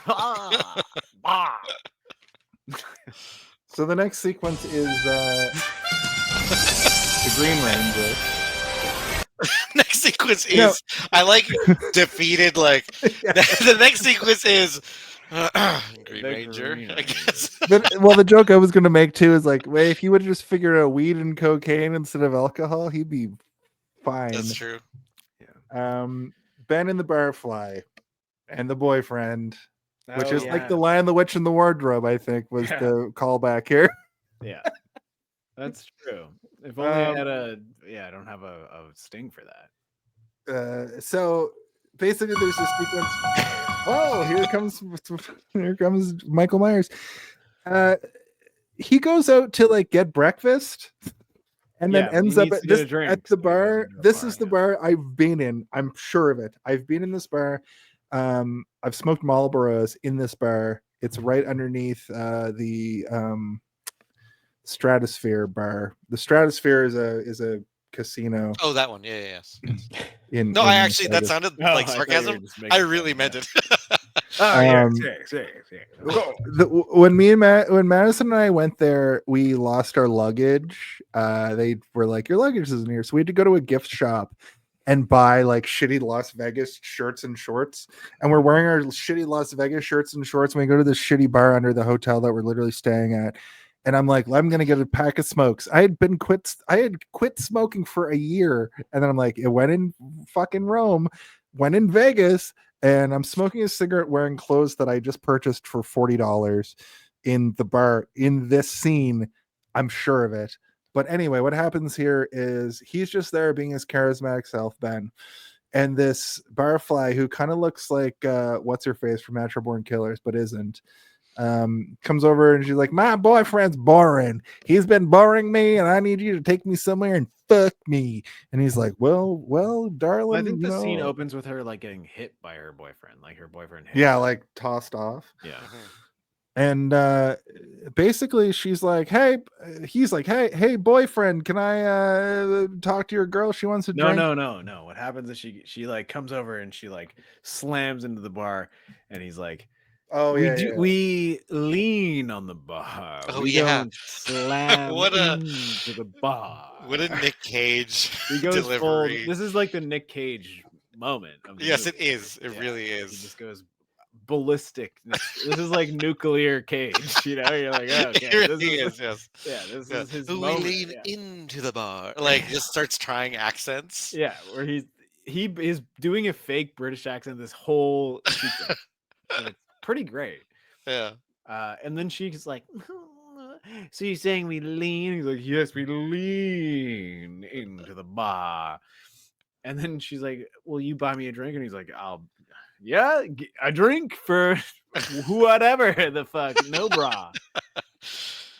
She's like a cyberpunk character almost. Like her bangs are really high, and like her hair is very straight. She's wearing a white t-shirt that like is a crop top, but like obviously no bra underneath, so you can just like fully. Julianne Moore was the word I was looking for, and it's very 1995 and cyberpunk. I agree with you. She is the actress from the Saw movies. Is she? Or she was also in Becker back in the day. Oh, I remember Becker. We all remember Becker. Yeah, John Larroquette. We all remember Becker. Jeez, Chucky. Chucky loves Becker. Jeez, Chucky. At any rate, he reminds me of the Joker and gets punched for his trouble. I think that headbutted. It's great. This is the thing that bugged me, is that he gets headbutted and his nose blows up or whatever, and then he comes back and it's like, "You got punched, didn't you?" And he's like, "Yeah." And I'm like, "No, you gotta say you got headbutted. Headbutt is way worse than a punch. I don't know if you've ever been headbutted. It sucks. It's much worse than a punch." I headbutted a guy once, almost killed him. But there is that great scene when he returns. He gets back. It wasn't. I've never physically assaulted you yet. He gets back and like explains what happened. Jason will one day physically assault me. It'll be after one of those like soundbite ones too. Well, I'm doing a Joker impression. I just thought it was funny when he gets back to Sera and she's like cleaning him up and she kisses him on the nose and they're all gross. Sweet. So gross. And then he goes, "We got eggs." I thought that, I don't know, that resonated with me. I mean, drunk people can eat eggs. Scrambled eggs specifically. Yes, yeah. I also resonate with, like, every once in a while he does do a delivery where I'm like, okay, I would do that. Like, I think when he forgets that she brought gifts and he's like, "Gifts!" Gifts! Yeah. Even though he said gifts earlier, he said it again. I'm like, "Oh yeah, gifts! Let's go." I'm really glad you bought me this shirt because my other shirt is stinky and I only have one. Yeah, covered in puke and fucking whiskey. Thank you for this salmon shirt that I'm gonna wear with my navy blue. This suit actually is the one suit that I have, and it's the one thing I brought from my my. I wanted to shed my skin. I wanted to shed my skin. Here's a little thing that I wrote here. Declaration of Independence. Oh god, independent. They keep doing these cute moments, but then he will do an alcohol sickness cough or look absolutely haggard. It's really interesting a really interesting way to tell a story. It almost feels like he is dying of cancer. I mean, alcoholism is a form of cancer in a way at this level. Yeah. The way he says something absolutely disgusting to her. So this is when they're in the mall now, right? And he leans over to her as he puts an earring on her. He buys her a pair of earrings. He reveals it to her. He leans over and says some fucking out of pocket, like, just the way a young man bangs you up against a pillow in the penthouse. And I reeled from that. Like, that made me feel so fucking disgusting.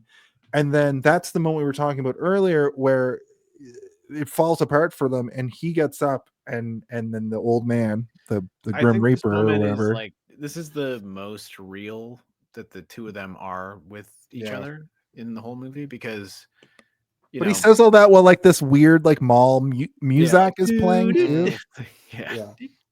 Yeah, they also like there's a birthday party happening behind them. I don't know if you guys know this. There's like a children's birthday party, like kid opening presents and shit behind them.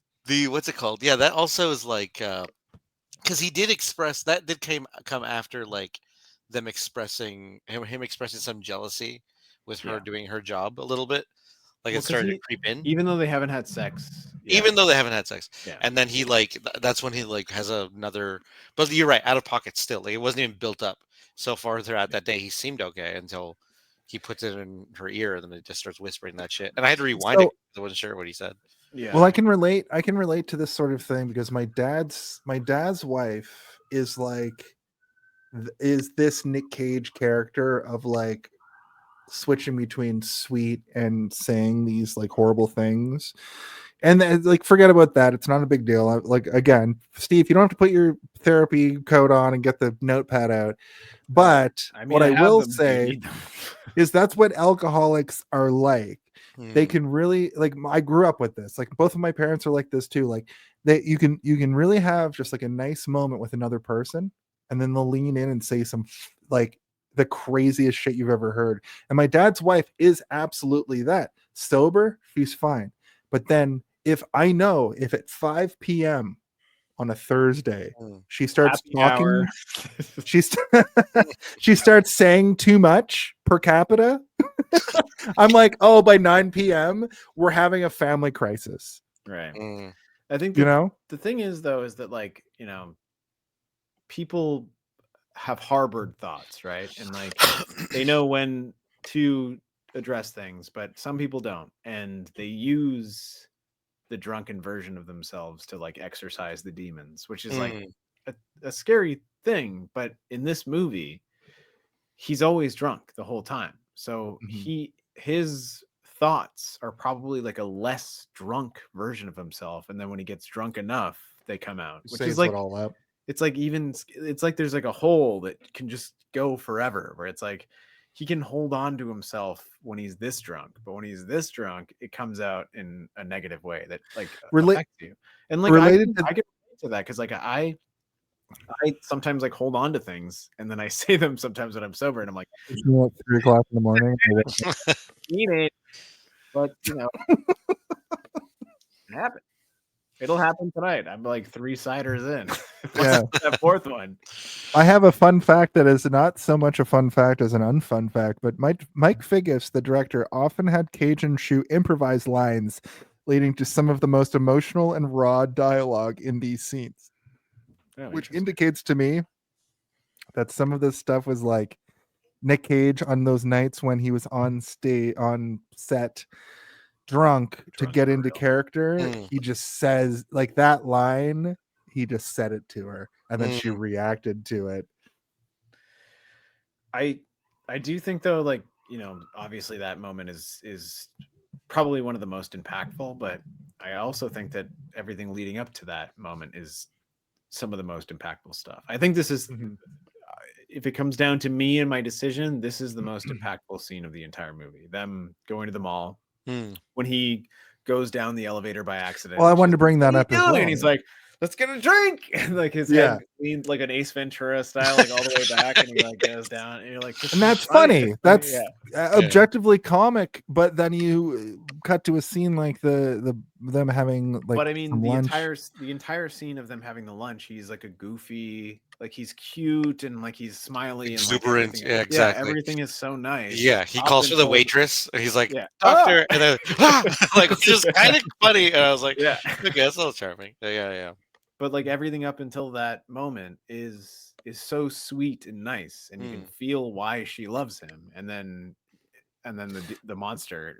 But you find yourself in these scenes crying two ways. You know, you find yourself like crying, like, "Oh, this is so funny," and then also like how dark it is. You're crying the other tears. Of course, yeah. At the same time, which I've never experienced in a movie. I've never had this visceral reaction to any film I think I've ever watched. Definitely nothing on this show, but any film I've ever watched, I've never been like happy and sad at the same time the way that this movie has made me feel multiple. This was the scene where I got misty and I was like, what am I even misty about?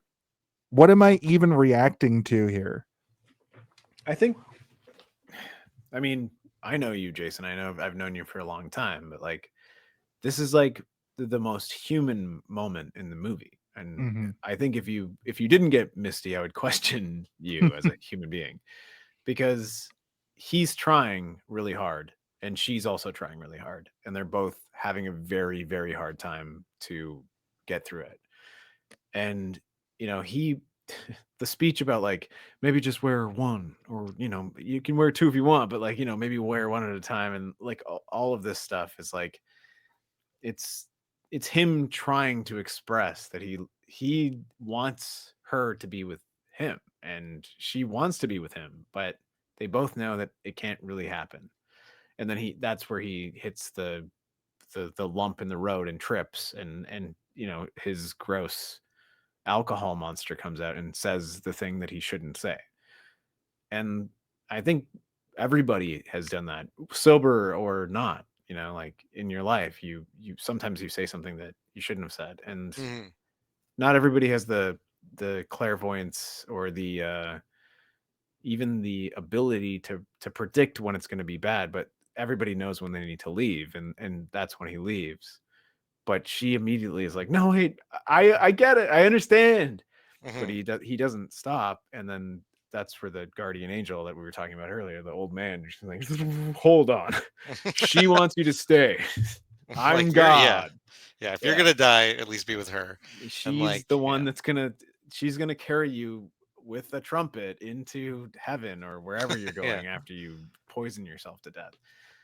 And, it's probably the most beautiful moment in the movie. And it's crazy that it's like in this like chaotic, weird environment. Like a mall is like not peaceful, you know, it's one of the least peaceful environments you can think of. And like, again, like if you look around through this sequence where everyone's around them, everything is just like normal, but like aggressively normal. There's a birthday party happening. Like, who the fuck has a birthday party at a mall? Like, what? Why? Why is that happening there? It was 1995. A lot of crazy shit happened in malls. I'm sure I went to a weird mall birthday. That's the only place to go. We're going to the mall McDonald's, and you know, we can only be in the play place for 45 minutes, so we got to go out here and open presents. As a 10-year-old, I experienced a person smoking a cigarette and blowing smoke into my face at a mall. And I tried to be like, look at them, and my mom was just still eating her dinner. Like, I'll never forget this like moment. Your of mom like had two cigarettes like out of her nostrils while she was eating. Like the malls were the Wild West of the 1990s. Yeah, it's true. But I mean, what I mean to say is that everything around them is like so aggressive, and what they're having is this like extremely beautiful and connected moment, whereas everything else is like should be overpowering them, but it becomes silent. And then, you know, that man who is, you know, I would love to rewatch the scene and see if like him and his wife are watching them or something in one of these background shots and get up before them or something. But I don't know. But you know, again, he's one of the white-haired men who's like, one day you'll wish you were me. You know, like go back and fucking talk to her. She loves like, you idiot. It's like a Shakespearean soothsayer kind of a thing. This movie's good, guys. But movie's good, guys. anyway, we move on from well, here, and this is where well, the they go movie to the really desert. Kind of They go to the desert now. She's like, okay, well, that was fucked. Why don't we go? Why don't we get away? Let's go away for a few days. Yeah. I also wrote kind of another sweet, sad moment. He says something about like the mix master that I didn't really gather what the fuck he was talking about, which is expert That's acting. the third member of the what's it called? The Dimension Leg Jitter Club or whatever. The fuck? What are those rappers? Delirium Tremens. The Delirium Tremens is a drink. Mixmaster and Delirium drunk. Tremens. Mixmaster drunk. He drinks underwater, which is talented. You even see him like just chugging a bottle. And then when she jumps in to be like, "Are you dead?" He's just down there chugging, like, and then no, he puts his thumb over the bottle, and then they her. share a kiss.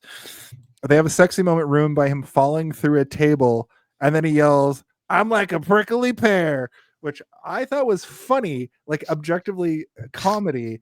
But then when you look at it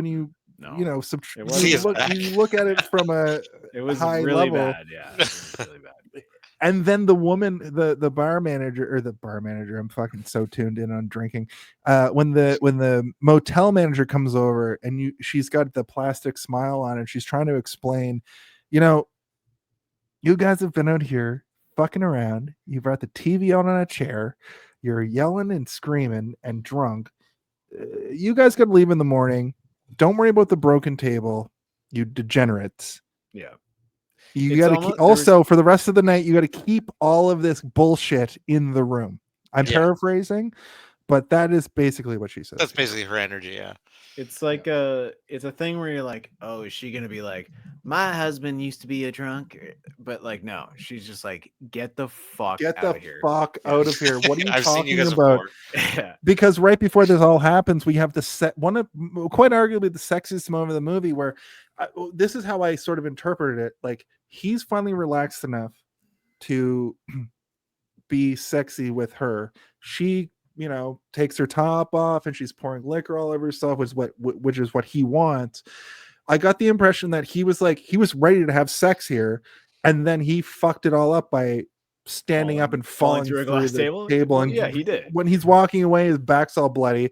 And I was like, this could have been like in any other movie, this would have been a sweet moment where they go and we could just get like an 80s sex scene or whatever. And then they fuck, and then afterwards he's like, maybe I should stop drinking. That's exactly what you want to happen. But no, the movie it has to have roadblocks. He's on that path. Yeah, he's not allowed to stop.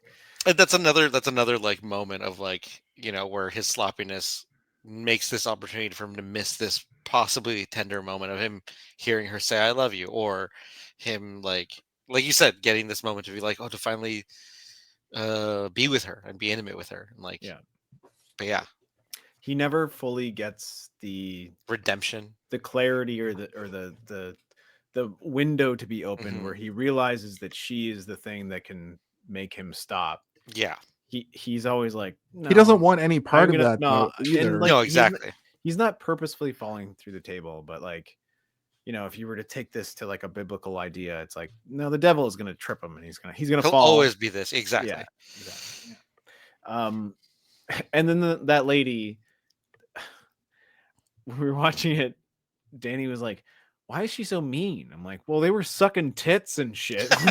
She came out and she's like, y'all need to get the fuck back in your room and stop sucking tits. There's kids. My interpretation, in the hotel. My interpretation, the way that Sera presents this is, I know what place we can go to, which means that she's probably brought people here before. And the fact that she brings this disaster of a human being there, and then they just act like teenagers who have never left their houses before. Right. I mean, even if you're watching from the front desk and he mumbles something about I'm the mix master, I gotta mix it up, and just falls into the fucking pool. I got stank knee or whatever. Yeah, and then she dives in to see if he's alive. And also, I couldn't help but fixating on the fact that they brought the TV outside on a lawn chair. Like they were clearly like we saw like 3 minutes of their experience there. They were there for 2 days, and I'm sure that they were just the worst house guests Yeah, at a motel totally. you could possibly experience. The next time we see him is he's asleep and he's nodding off in the car while they drive back, and he wakes up a complete zombie. It's clearly taking a toll. She wants him to see a doctor, but then everything sort of starts to fall apart at this point. This is the point in the hero's quest where everybody starts arguing. She goes to work. We also didn't talk about how through this whole experience she's going out and working, and there's been a few points where clearly she goes out to work as a prostitute, and that Ben goes to gamble. Sarah's getting ready for work. We get that interstitial, and then can I get a title drop? Oh my god. Oh, That's when they said the name of the movie in the movie. Cage says the name of a movie that he's not even in at this point, that he would be in a couple of years. At 1 hour, 28 minutes, and 5 seconds, he yells, "Snake Eyes!" He does. in a pretty big way too. Because you don't know what he's thinking, right? Never really, because you can't really charge a person for their thoughts, and if you had to, you wouldn't be able to fully build this guy, because his brain is all over the goddamn place. And she's like, "I'm going out to work. I'll be back at 3. I hope you're here. Be safe." Or she says something like, "Be safe," or "Be here," or whatever. And he's like, "Okay." And he's watching a movie or something, and he's drinking, a shaky glass of red liquid. You're like, okay, well, fuck, he's probably gonna do something. Cut to the casino, and then there's some other sex worker who's interested in him. Mariska Hargitay. Yeah, and we saw her earlier, right? The two of them. She's at the very beginning. Yeah, which is she's looking at. I know we talked about Sera it briefly, talk to the guy from Full Metal Jacket. Another movie would be they would have a rivalry between these two, but I do like the idea that maybe there is a rivalry between them, but they've never actually spoken. It's just a they're so far apart. They've never talked. And then a tumbleweed goes over the bar. Yeah. And then someone's like, "Snake Eyes!" But she kind of hates her because she's like, "That bitch gets all my fucking clients." Dick. Yeah. And essentially what happens is they make eye contact. Then we get that scene where she walks into the room, finds them making out. She gets hurt. He's sort of like, well, I think the catalyst for this scene, I know the catalyst for this scene, the reason why I see it from Ben's point of view a little bit, is when Mariska Hargitay comes over to him, she asks him, "Are you in town for a convention?" And then he has a flash in his head of her talking to a John, and that's when he spirals out of control. And I get that, I get that sort of jealousy. When she walks in, she sees that she doesn't even react. She just says, "Get out." And takes a swig of the bottle, he's wasted. And I wrote, "Oof, a hooker asked, perhaps I should take a few hours on the couch." And she's like, "Yeah, the fuck out." No, just fuck completely off. I had a theory. Oh my god! What do you mean you had a theory? That because he said, "Don't ever ask me to drink, to stop drinking. Don't ever ask me to stop drinking." That's his only caveat or whatever. Rule, right? Yeah. And then when she's asking him to stop, she's also hurting. She's asking him, please, stop drinking, eat some rice, please. Anything. To be fair, she never said stop drinking. She's like, "Let's go see a doctor." Let's go see a doctor. Right. It's true. It's Doctor, true. Stop drinking. Yeah. And then at that point, he basically, my theory is that potentially that he sees that that's the wall that they're hitting now finally, and that in order to save her the pain of having to watch him go through this, he's going to do this thing, which is to make her push him away out of the house and all that stuff. That's a theory. I don't think there's anything really setting that up. I don't dislike that theory. I had a different theory away. Theories. I think that he looked at her as almost like an unachievable object, which is like a rough thing to think about. But he's been there, and he wants to have sex, but he's also like, I don't think that I'll ever be able to live up to like what you've created in your mind of like what I am. So I have not lost interest, but like lost the ability to even try. That's true. I could see that too. And because your job is going out and having sex, then why shouldn't I be allowed to just have sex? Now, to do it in her house, in her bed, is very fucked up and horrible. But I can like weirdly understand how, he's like, I'm in love with you and you're in love with me, but we've never had sex and we're probably never going to have sex. So can you at least allow me to have sex with this other, sex worker who's going to have sex with me? I don't know how you guys feel about that, but like it's like one of those moments where like my mind is like, like reeling, where I'm like, I understand why she's upset and I understand why he's flippant, but I also understand that he's like so drunk that he can't comprehend her emotions in the moment. That's what I was saying. Like he had that realization. He did something stupid. His pants never came off. They were just kissing a little. Do not try and defend him. No, I'm not. It's not. You're always defending him. You just want to watch her die. It's more so me recognizing what he was going through when he had that realization and seeing in his mind's eye, her talking to a John. Yeah, I can completely thread the needle through like why he's in the position he's in, but I morally and more so understand why she's so upset, because she's been trying forever. Absolutely. Like, you're essentially my boyfriend. You're supposed to love me, and you don't want to go fuck somebody else. I fuck people because I have to. I have to pay the rent. I have to pay the utilities, and I have to buy the food. You are just a drunk who. And I'm allowing you to be this person. Yeah. I feel like too as well, like this idea you said, I think is true. This, like, he realizes that she sees him as putting him on this pedestal or wants to make this thing.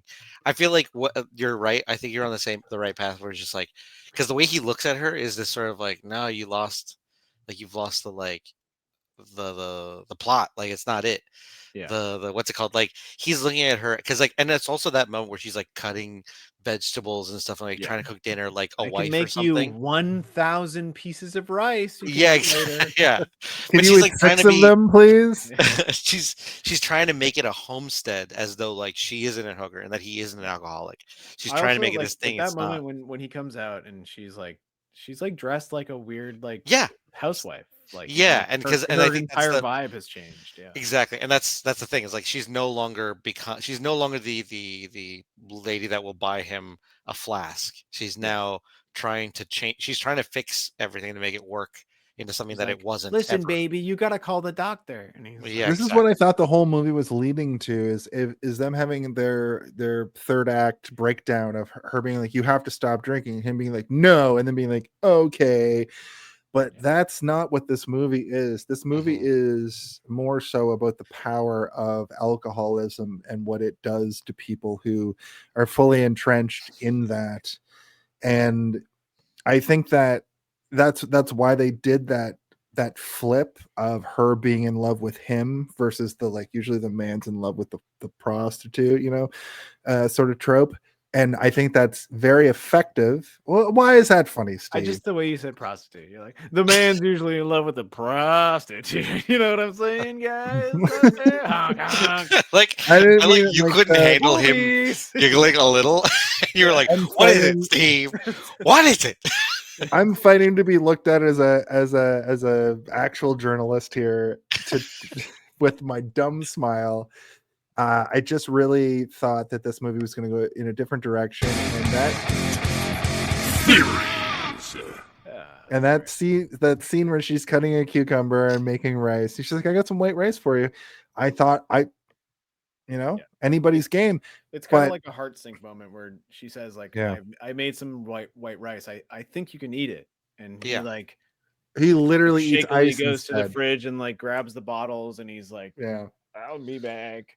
And then he leaves and he's just drinking in the shower. It's like this fucking wild moment where it looks like a real hot shower. Like usually in movies it's clearly like cold water and you know, like because they don't want the steam, but like they steamed it up. Like the lenses are getting steamed, everything is steamy, and he's drinking, and he has 2 full bottles of vodka. Yeah, and he's like alternating. Yeah, yeah, replacing the soap and It's a the swing. conditioner with 2 different bottles he of vodka. accidentally washes his hair with vodka. He's like, oh god, not again. Just it's getting late. We'll I know. Move through to the end of the move on movie from here. the sequence, when he sits down at the table, it's like the most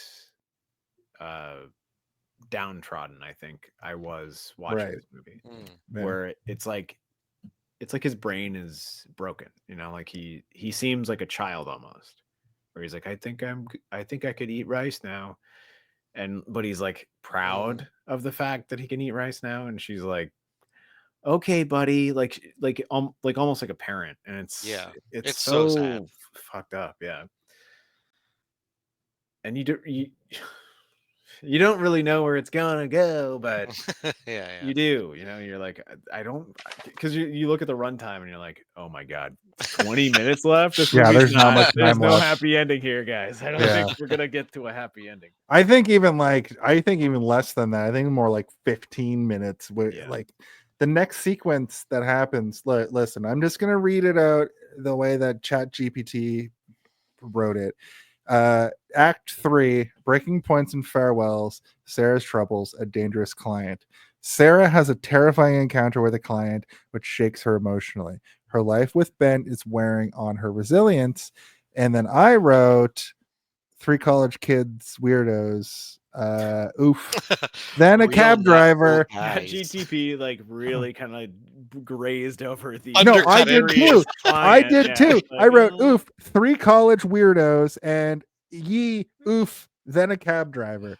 I don't want to talk about what happens, but we get it. Yeah, it is 2 cab drivers, by the way, and one of them is a oh my god piece of shit, and the other one is like a heart of gold angel. Disgusting. Yes, Then after all of that, we're gonna gloss over that because this is a light podcast, but it does essay occurs in the worst thing I've ever seen.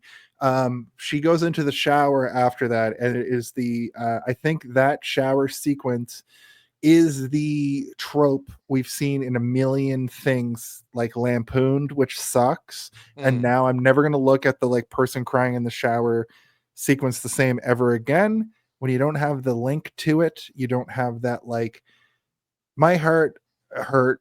I hated it, and it was the most disgusting. It reminds me of sexual assaulted by like 3 almost like teenage boys. They 2 beat her teenage up, bros, and but they look like they're like having a good time, friend. and she thinks it's gonna be like, okay, I'll just fuck one of you guys at a time or whatever, and then they like, and the whole scene is so weird. The music's loud and she's just trying to get out of there, and it's bad. it's awful. I don't want to get into it, you know. No. And the only thing I'll note is that, like, I think it's cool that, like, to emphasize narratively that, like, he's in the shower with his excess of like the alcohol, obviously, and she's also in the shower after like the excess of her fast and hard life as well, and like they're both having these parallels sort of, and but yeah, awful scene. But it's as intended. It's like one is like meant to sort of like carry him to where he needs to go, and the other one is like washing away what that's true she is doing, you know, like because he's like happy in his place, in his like, and she's horrified and like horrified. It's exactly terrible, so what's after that? Yeah, what happens after the horrible rape? Oh, Yes. sorry. Yeah, the rape stuff. The next thing that happens is tension rises as Sarah's emotional need for Ben clashes with his commitment to self-destruction, leading to a heartbreaking argument. Ben, unwilling to change, leaves Sarah's home. Also, I think that happened before this. That and happens way before this. Yeah, but also, I think the next thing that literally happens is that she gets kicked out of her apartment for being raped, yes, which is the like shitty horrible. scene Ugh, with yeah. the cab driver where he makes the most off-color, disgusting remarks to her, and then yes, she goes home. And there was a scene earlier in the movie where the people that she lives with, they live in like a Melrose Place style like apartment. Clearly, the landlords are assholes. They're probably Christians. And there was that. It was kind of a funny scene. I mean, one loves golf and one Listen, loves being yeah. a nosy bitch. Exactly. Yeah, One I won't loves say who God. they voted for, but we know who they voted for. But we know who they voted for. And everybody's talking about who they voted for. Everybody's talking about it. I But plan on making a new golf course in Nevada, Las Vegas, Nevada. It's gonna be the gay spell coast. but yeah, she gets kicked out for her efforts. She looks visibly beaten up, which really also I was basically really, this last 10 minutes there's this is wife so character bad. that we are introduced to throughout the movie. Like she comes in every once in a while, and she seems like she's just kind of concerned about her place of renting or whatever. Mhm. And when she comes in and she's like limping, and you're like, yeah, something horrible happened to you.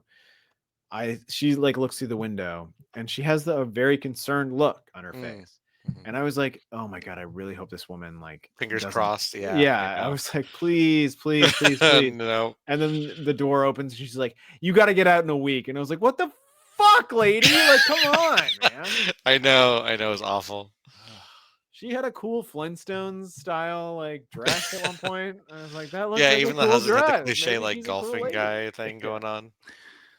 Her husband's obsessed with golf, I guess. It was kind of a funny scene earlier in the movie where he's sleeping on his own suitcase when he's about to move into this place. Yeah. But it's not funny now. Fun fact, Elisabeth Shue's performance as Sera earned her an Academy Award nomination, and her role has been hailed as one of her most powerful. That's easy to say. Yeah. ChatGPT. That's easy to say because Elisabeth Shue I usually associate with like teen dramas from the 80s. I thought Jason was gonna be like, from the foot searches I have online, I love feet, Elisabeth Shue. Listen, I don't love feet. Anybody that has a foot fetish is a pervert. Well, then you must get out of Latveria because we love feet. We only have feet fetishes in Latveria. Listen, I have to tell you guys something about knowing Ben's end is near. Sera finds him in a cheap motel room. They share a deeply emotional, intimate moment, knowing it's the final goodbye. The end of Ben. Fun fact, the movie's bittersweet conclusion was a deliberately ambiguous in the novel, but was powerfully realized on screen with a sense of finality that leaves a lasting impact. Is that ChatGPT? Is that a fact, or is that how you Why feel? do you keep asking me, computer? Why don't you ask us? I'd like to ask you guys the following question. Go. She finally finds Ben. He's fucked. I feel like this may be the first time they have ever had sex. This is so uncomfortable. It is actually. It is, yeah. That was actually my final theory. Are you telling me that this is a final theory? They had sex the following times. She put his penis in his flaccid penis in her mouth one time at the very beginning. No, we're going by Bill Clinton rules here, Jason. What the hell? I did not have sexual relations with that woman's. I was getting to that. Butthole. He put his flaccid penis in her mouth.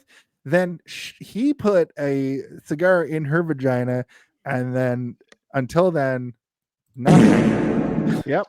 And now they finally have sex for the first time, and he dies. Is that what? Oh, this is so uncomfortable. That's my final note. I weirdly, the end didn't make me as uncomfortable as a lot of the other stuff. because I was like, I thought he was gonna be dead. I thought she was gonna like be like, I gotta open these curtains, and he was gonna be like, with like flies in his eyes, like Yes, that's what I was like, scared of. That was the yeah. more scarier thing. Yeah. But he was just like going through his like shit. he was still like having his MC jitters. I can't remember what they're called. Yeah, they're Delirium tremens. Delirium tremens. The classic 80s rap group. Tremens, hi. Yo, it's We are Delirium Tremens. We do rapping. Ben passes away in Sera's arms. A tragic yet peaceful end. Sera's left alone, devastated, but ultimately accepting the loss. Fun fact: Leaving Las Vegas is based on a semi-autobiographical novel by John O'Brien, who tragically took his own life 2 weeks after learning his novel would become a film. Jesus. Adding an eerie, real-life poignancy to the film. Reflective epilogue. Sera's narration. In a voiceover, Sera reflects on her love of Ben and the impact he had on her life, leaving viewers to ponder the nature of love and acceptance. Fun fact: the film was made on a shoot. No, I can't read this. This is part of the ending. Fun fact: Nicolas Cage prepared intensely, earning his first Academy Award for Best Actor. Filmed guerrilla style in Las Vegas, lending authenticity to the setting, based on John O'Brien's novel, which has tragic autobiographical elements. That's the end of the movie. He inserted his penis. He died. She has a life.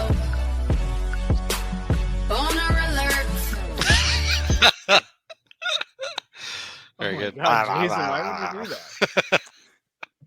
I'm glad that you used that because there were so many times when I almost did it and I was like, this is not the time.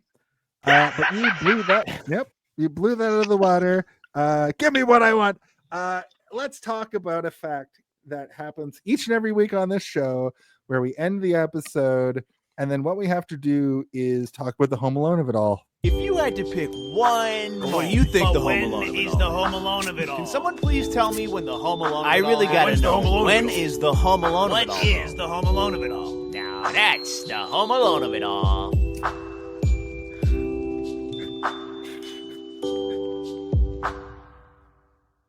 Nic Cage is dead, just like at the beginning of the show. What? So as to the end of the show. The guest always goes first. What is the Home Alone of it all? Raul. Figure it out. What's your Home Alone of it all? I guess I should explain to you what the Home Alone of it all is. Yeah. You've been on this show before, and we had this when you were here. But the Home Alone of it all is the simple fact that in the movie Home Alone, Kevin McAllister slams down a blueprint of what he's going to do to Harry and Marv. Yes. And that's the part of the movie we all came to see. And the Home Alone of it all on this show, I posit, is the part of the movie you came to see for any film in existence. Now, it does I have get to go tricky. to the bathroom really badly. Is it okay if I go? Yeah, it's fine. It'll be quick. I'm still explaining. It's tricky for this particular film because of the nature of the film, but it is essentially kind of your favorite sequence of the movie. Sometimes it's like the third act. Sometimes it's like when literally Kevin McAllister slams down the blueprint. But what's your, based on all of the nonsense I just said, what's your Home Alone of it all for Leaving Las Vegas? I think for any Nicolas Cage movie, it's getting to see him do a thing that's super Nick Cagey, and so and super funny, and very weird, and like something that I wouldn't have like even let happen in the movie if I was a director, but it happened because he's Nick Cage. It's gonna happen, and so for me would be the in the bar where he's like, you lean into the what is it again? You lean into the bar. Yeah, you lean into the bar. One leans into the bar. Very weird choice. Very Nick Cage. That's why I'm there for it. Sometimes, every once in a while, you get a Nick Cage nugget of gold. That's good. That's sort of the spirit of what I mean. I'm just going to do mine. Yeah. Sorry, Spirit of Halloween? No. No. Unhinged.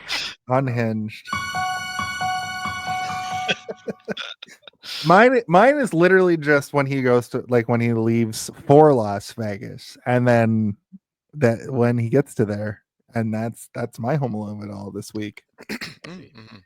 Steve, give us a long-winded explanation of your Home Alone of it all, please.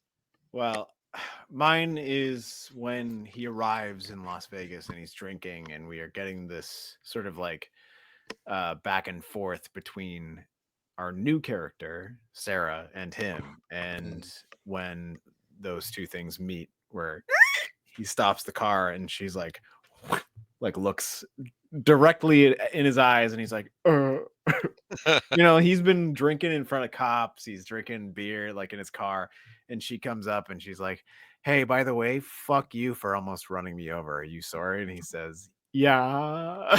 Yes. That's when the movie kind of begins for me, because it shows he's unlocked something in his mind where he's like, that woman is the most beautiful woman I've ever seen in my life. And the way they film it, she is the most beautiful woman who ever existed, in that sort of, in his mentality, but also in the way that they shoot it. She's stunningly beautiful. And then she walks away and she gives the finger and she does the half face. I'm like, oh my God, Elisabeth Shue, more like Elisabeth Boot. She's gonna kick your ass. She's Elizabeth so good. Boobs was right there. I would never say Elizabeth Boobs. I know. He's a classy man. Twisted pervert. I'm a twisted.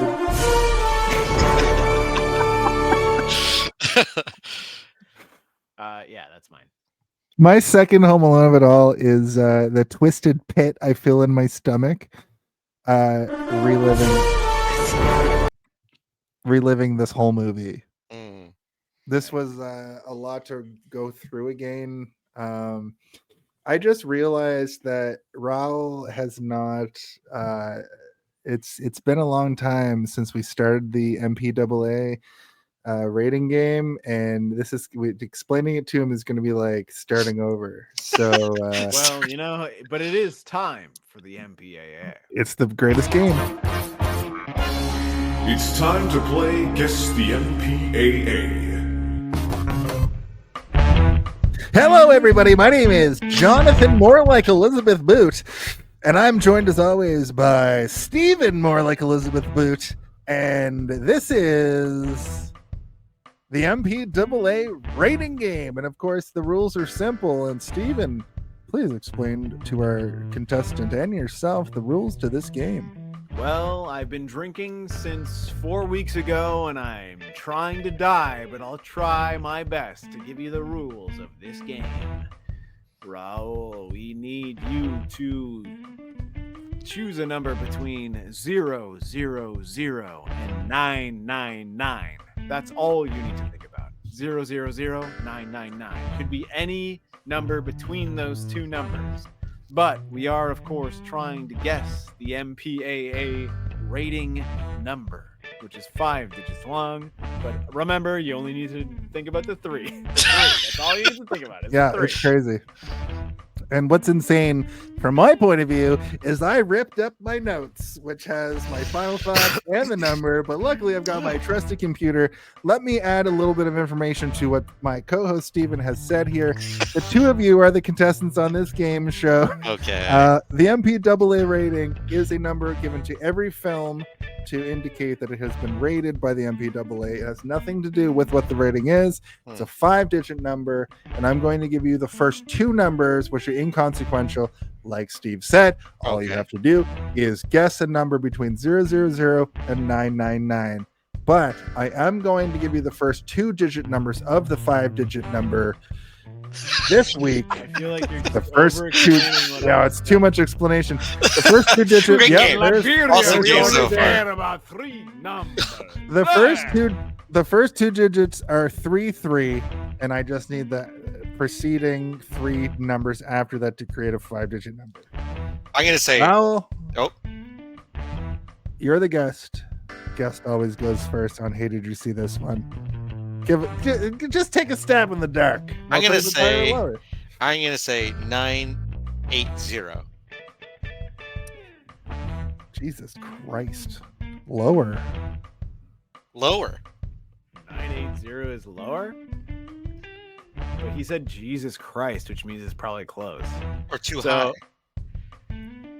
Yeah, it's too high, but it's like Okay. too close. Like he usually only says that if it's close. 980. That's what he just said. Wait, Is that what I said?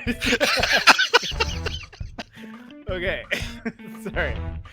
960. Raul.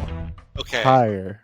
Whoa. Ooh, okay. We might do this. 965. Steve, higher. For your final guess. My final guess. I've only done. Wait, no, you got. Sorry, you got 3 guesses. Yeah. 970. Blah. Okay, Raul, let me look you right in the eyes and tell you higher. 971. Steve, higher. Oh. 972. Raul, for your final guess, it's higher. 975. Oh my gosh. Steve, higher. 977. Wow. I don't know if that means we won or not. No, you win. What? I did it again? This is the 3rd time I've won. That's insane. Congratulations. Okay, shut up. Let me give you guys some metrics. The MPAA this week was 33977. Raul got it the closest I've ever seen, just guessing. And what I would have done if you guys had hit a tie is I would ask you to tell me the gross box office amount of money that the movie made to get an additional guess. Price is Right rules. The amount of money that this movie made was 50 million. Or 49.9, and it was a $4 million movie. So I don't know why they didn't do a sequel. They should have done a sequel. 4 million. That's nothing. Oh my god, that's peanuts. That's nothing. Well, you saw it. You saw what the movie looked like. That's true. Yeah, it was all Would grew the well. second movie be like she's now overcome by alcoholism? And yeah, she just is like and she's pregnant at the same time with like a rich man. He's like, I have to take care of this sick, this sick drunk fucker. pregnant woman. Yeah. But great job, Steve. You're the only person who's won this game so far. But you know what we have to say? The MPAA, everyone. The MPAA. Wow. Also, another thing that I've learned is don't rip up your notes until the very end of the show, I think is good advice. And I guess what we have to do now is the final thoughts. It's time for our final thoughts. You guys think that funniest home videos will ever come after us for that? Because I hope so. That's just the everybody put in your votes now for this. Lock in your votes. Yeah, that's what the sound effect is. I think it was so weird. I remember they would pull out this like controller thing with a gray wire from the back of the chair. Everybody pulls out a full game cube and they open it. And there's a Nintendo DS inside it. And they're like, plug in your votes now. Before any of those things were invented, I want to know what the technology was. That said, just like at the beginning of the show, the guest always goes first on Hey, did you see this one? Raul, why don't you give us your final thoughts on the film Leaving Las Vegas, and if you have a rating you would like to give it, whether it be out of 5, out of 10, some stars, a series of punches to a prostitute, give us your. That's too dark. That's too much. Got yourself there. A little too late. Yeah, give us your final thoughts. My final thoughts are: this is a wonderful movie with a really great performance by these actors, and Nic Cage is so good in it and super like there's so many scenes in it where he's so natural, and just that scene where he's explaining their situation together on the couch, and then like a tear goes in his face. It's amazing. He's so good, and yeah, such a sad movie. I love how definitive it is and how it knows its story. And it's leaving Las Vegas and Vegas being excess, and there's only one way he's leaving that path. And yeah, it's a good story. I would give it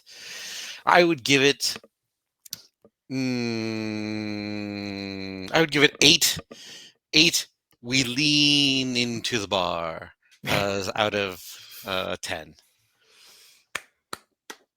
Oh shit! Give me what I want. Give me what I want. I forgot. Give me what I want. I got deep into his thing. Give me what I want. Give me what I want. Give me what I want. That's good. That's good. Steve, what are your final thoughts for the film Leaving Las Vegas, starring Val Kilmer and Val Kilmer? Yeah. He accidentally looked up next week's video. Yeah. I think this movie is something that, I've always been aware of, and I've always kind of like wanted to watch it, but I've also been aware of what it's about. So I've kind of been standoffish because this sort of subject matter freaks me out more than, like horror movies or, like anything that is designed to be scary. This is like the scary stuff. This is the stuff that when I watch it, I get affected emotionally to the point that it affects me for like a week almost, where I'm really thinking about that movie that I watched too long ago. I wish I was dumber. I wish I just liked Fast and the Furious movies instead of liking this. But I truly I loved it. I thought it's almost like perfect in a way where, you can't really trim it or add anything without it compromising what we've got within it. For both stories, we extrapolated, what would it be like if we saw who she was talking to? But that's not the point. The point is that she's telling us the story, right? To her therapist, and in a way, we are the therapist. We're meant to analyze what she's saying and think about what she's saying.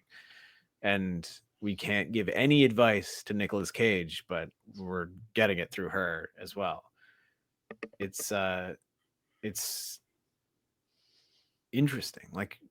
You kind of sit down and you're like, oh, is this going to be like a movie about movies? When the opening starts and he's like, oh, so I got fired off that movie and I can't do it. And you're like, oh, is this going to be a movie about movies? I don't know. I thought that too for a second, for a brief moment, yeah. But he's like, no, I'm leaving. I'm leaving for Las Vegas. And we're like, wait a minute, hold on a second. And once you realize that it's a movie about an extended suicide, that's supremely interesting. And I think you can put that idea in front of anybody, and no matter how strong or intelligent or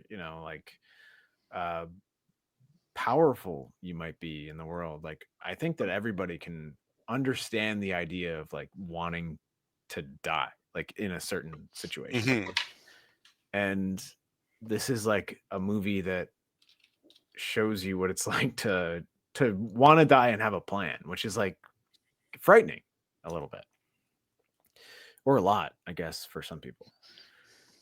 And it's not just about him though. It's also about her. And as soon as you're sort of running out of empathy for him, your empathy for her rises, and it kind of balances out where you're never out of empathy. You just constantly are doing this sort of juggling act of feeling everything that he's feeling and then also feeling what she's feeling, which, I don't like to say it's a perfect movie on this show because no movie is a perfect movie, but it is kind of a perfect movie in that sense where you're never not feeling something for somebody, even when she goes into the room and there's there are people talking about me. You're I also kind of feel for this weirdo. What the heck? Everybody in this movie is empathetic in some way.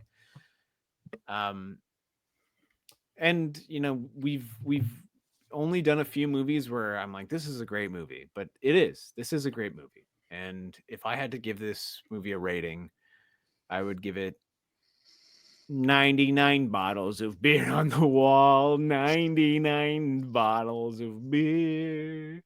But then I would put another one up and it'd be 100, 101, 102. I'm adding bottles. I'm not going to take Stop him. Somebody stop him. He's crazy. That's my rating. Oh, okay. Thanks, guys. But, here, Batista, here's a drink. Give me what I want. What? I said you... Give me what I want! You want tequila.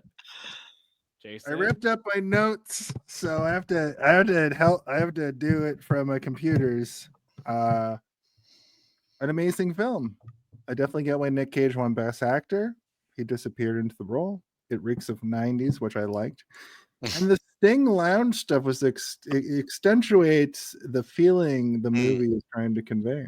It is definitely a tough watch with some really heavy moments, but that I think were important to show how flawed these two people were and how they deserved each other right to the end. 4.5 out of 5. I also give this movie, I ripped up my notes like an alcoholic. 99 bottles. 99 bottles of iPads on the wall.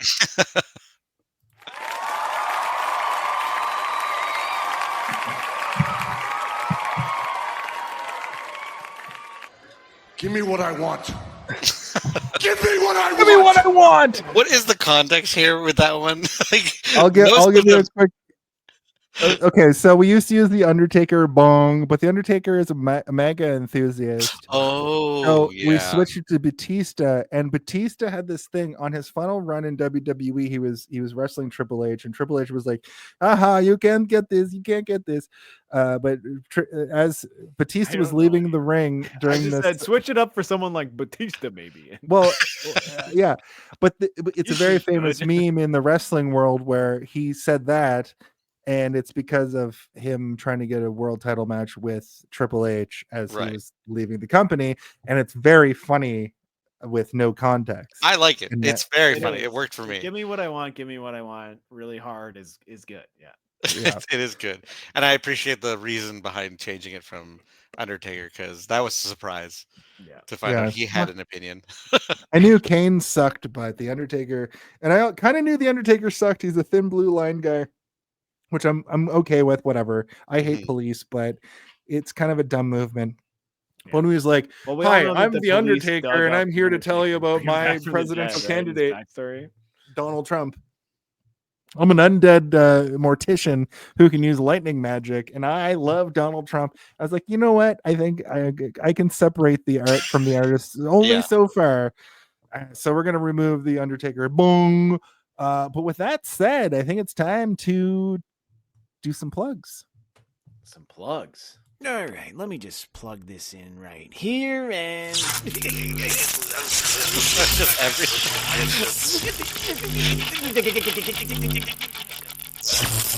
It's really incredible how many you have. And now's the time we introduce that we will do plugs. And that's so good. Raul, do you have anything that you would like to plug? If you don't, do you have a message for the world? I don't have anything to plug. I have social media. I'm on Instagram if you want to follow me. That's just for fun. I mean, there's nothing really particularly I got. Draw things. I draw things. Blah, blah, blah, blah, blah. It's Raul stuff. My Instagram is Raul stuff. And outside of that, peace, love, and don't keep drinking. Try to if you're drinking casually, it's fine, but don't get crazy. Take control of yourself. Don't go full Nick Cage. And I love you all. And thank you for having me on. I love this. I appreciate that it made me watch the movie because I was not going to see it otherwise because it seemed like a heavy watch. So I appreciate that I had to watch it for this. Yeah. And so it was awesome. So thank you. So thank you for that.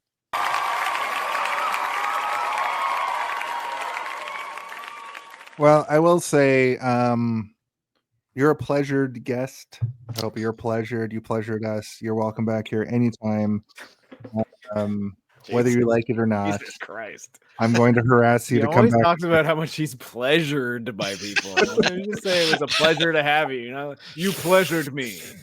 I'm fully erect. Everybody's talking about how erect I am. Thank you, Raul. You're one of the best to ever do it. Thank you. Steve, do you have anything that you would like to plug this week? Yeah, Darth Theorist, it's continuing to grow. It will grow forever. We're gonna do it now that Kamala is out of the way. No, I'm just kidding. No, we're doing good. It's a good channel. watch it. If you like Star Wars, then you'll like it. True crime stories also doing well. Watch that.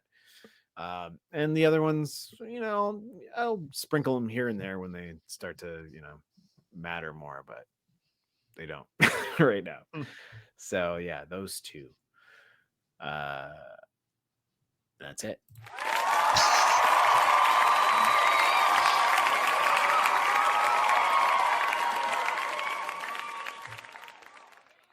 I'd like to have everybody get real close to their speakers on their like phone. This close where I can talk like get this. so close. Like Get so this. close. Get real close. You all it's close. I'd like to tell you all about a little podcast. That's a video podcast. It's a movie podcast about movies. And we do it each and every week right here on YouTube and right here on Twitch. Oh. It's about movies. And you can find out about different movies you've never heard of. And we're going to tell you about them. And this show is called Hey, Did You See This? When we go live each and every week at 8 p.m. Eastern Standard Time. That's the show. That's the show we're on right now. And you're listening and you're watching. In addition to that, I'd like to tell you guys about something we've got going on right now for our 4-year anniversary. We've got a live store that you can buy photos off of. Are you telling me we got a live store? Ding dong! Ding dong! Ding dong! You fucking nerds. We don't have this. This, unfortunately, we don't have on a shirt. But last month we did the Grimoire Familiar Killers, and you can get the Grimoire Familiar Killers put onto a shirt. And look at that. Steve drew it right from his fingers. That's awesome. Your shirt. We also have the Kill Aid. It's a Jason mask blasting through. That's an inside joke from an episode. You have to go back and watch all of our episodes based off of. You go back and watch, and you'll see him. We also have a fan favorite, Twinkerbell. Twinkerbell can be put on a shirt for a limited time only. That limited time is forever. And this week, I'm going to release the greatest and best head that's ever been seen. It's a giant head that can be put on a shirt, and it's Zardoz. Zardoz speaks to you. He demands you synopsize this film. Tell him how, why, who, what occurs in this film. These are all shirts you can get on our stores. You can buy them. They're very cheap. It's only $20. It helps us if you buy them. In addition to that, I am a professional wrestling announcer for Superkick Pro Wrestling here in Toronto. We have a show coming up, I believe, whatever the next Friday is, the last Friday of the month. I love it that Twinkerbell and Zarados are merchandisable now. Me too, buddy. Me too, Tim. Thank you. We'll see Tim later in the month. Tim's coming on in 2 weeks from now. Talk about another Nic Cage special. But this has been, hey, did you see this one for this week? I'll of course take care of the ending stuff, but I do have to make sure that we are. I'm coming, brother. Almost there. There he is. I have to make sure that we are asking ourselves the same question that every single human being on planet Earth, all 8 billion of us, are asking each other each and every week. And the guest always gets to ask this question first. So, Raul, will you please ask a question that is necessary? Who the guest next week? Is that the question? No, I told you what the question was. It's the name of our show. Oh, sorry, right. Oh, no.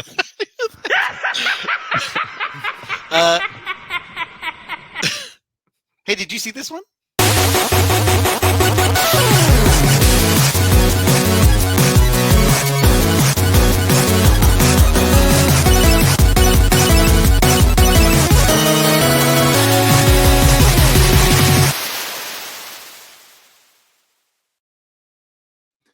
Well, there we go. We went to Las Vegas and we found out that the quality of life there is not so good. Jason, I can't come to the show next week. Why not? I gotta leave Las Vegas forever. How come? Because we've lived here for way too long, and everyone thinks we don't live here, but I can't lie anymore. I gotta leave Las Vegas forever. But I've been asking this question every day. What question? Hey, can you leave Las Vegas tonight? All right. Beam up some Star Trek content with Live Long and Podcast. Tune in to X-Rated, the X-Men animated review show. Artistic interviews with graphic histories. A roundtable movie discussion with Hey, did you see this one? And movie reviews with Hold Up, a movie podcast. And while you're at it, spin a few records with Eamon on track. Watch us duke it out on trivial debates. And let's chat about TV with the Super Mater Brothers. It's all here on the United Federation of Podcasts.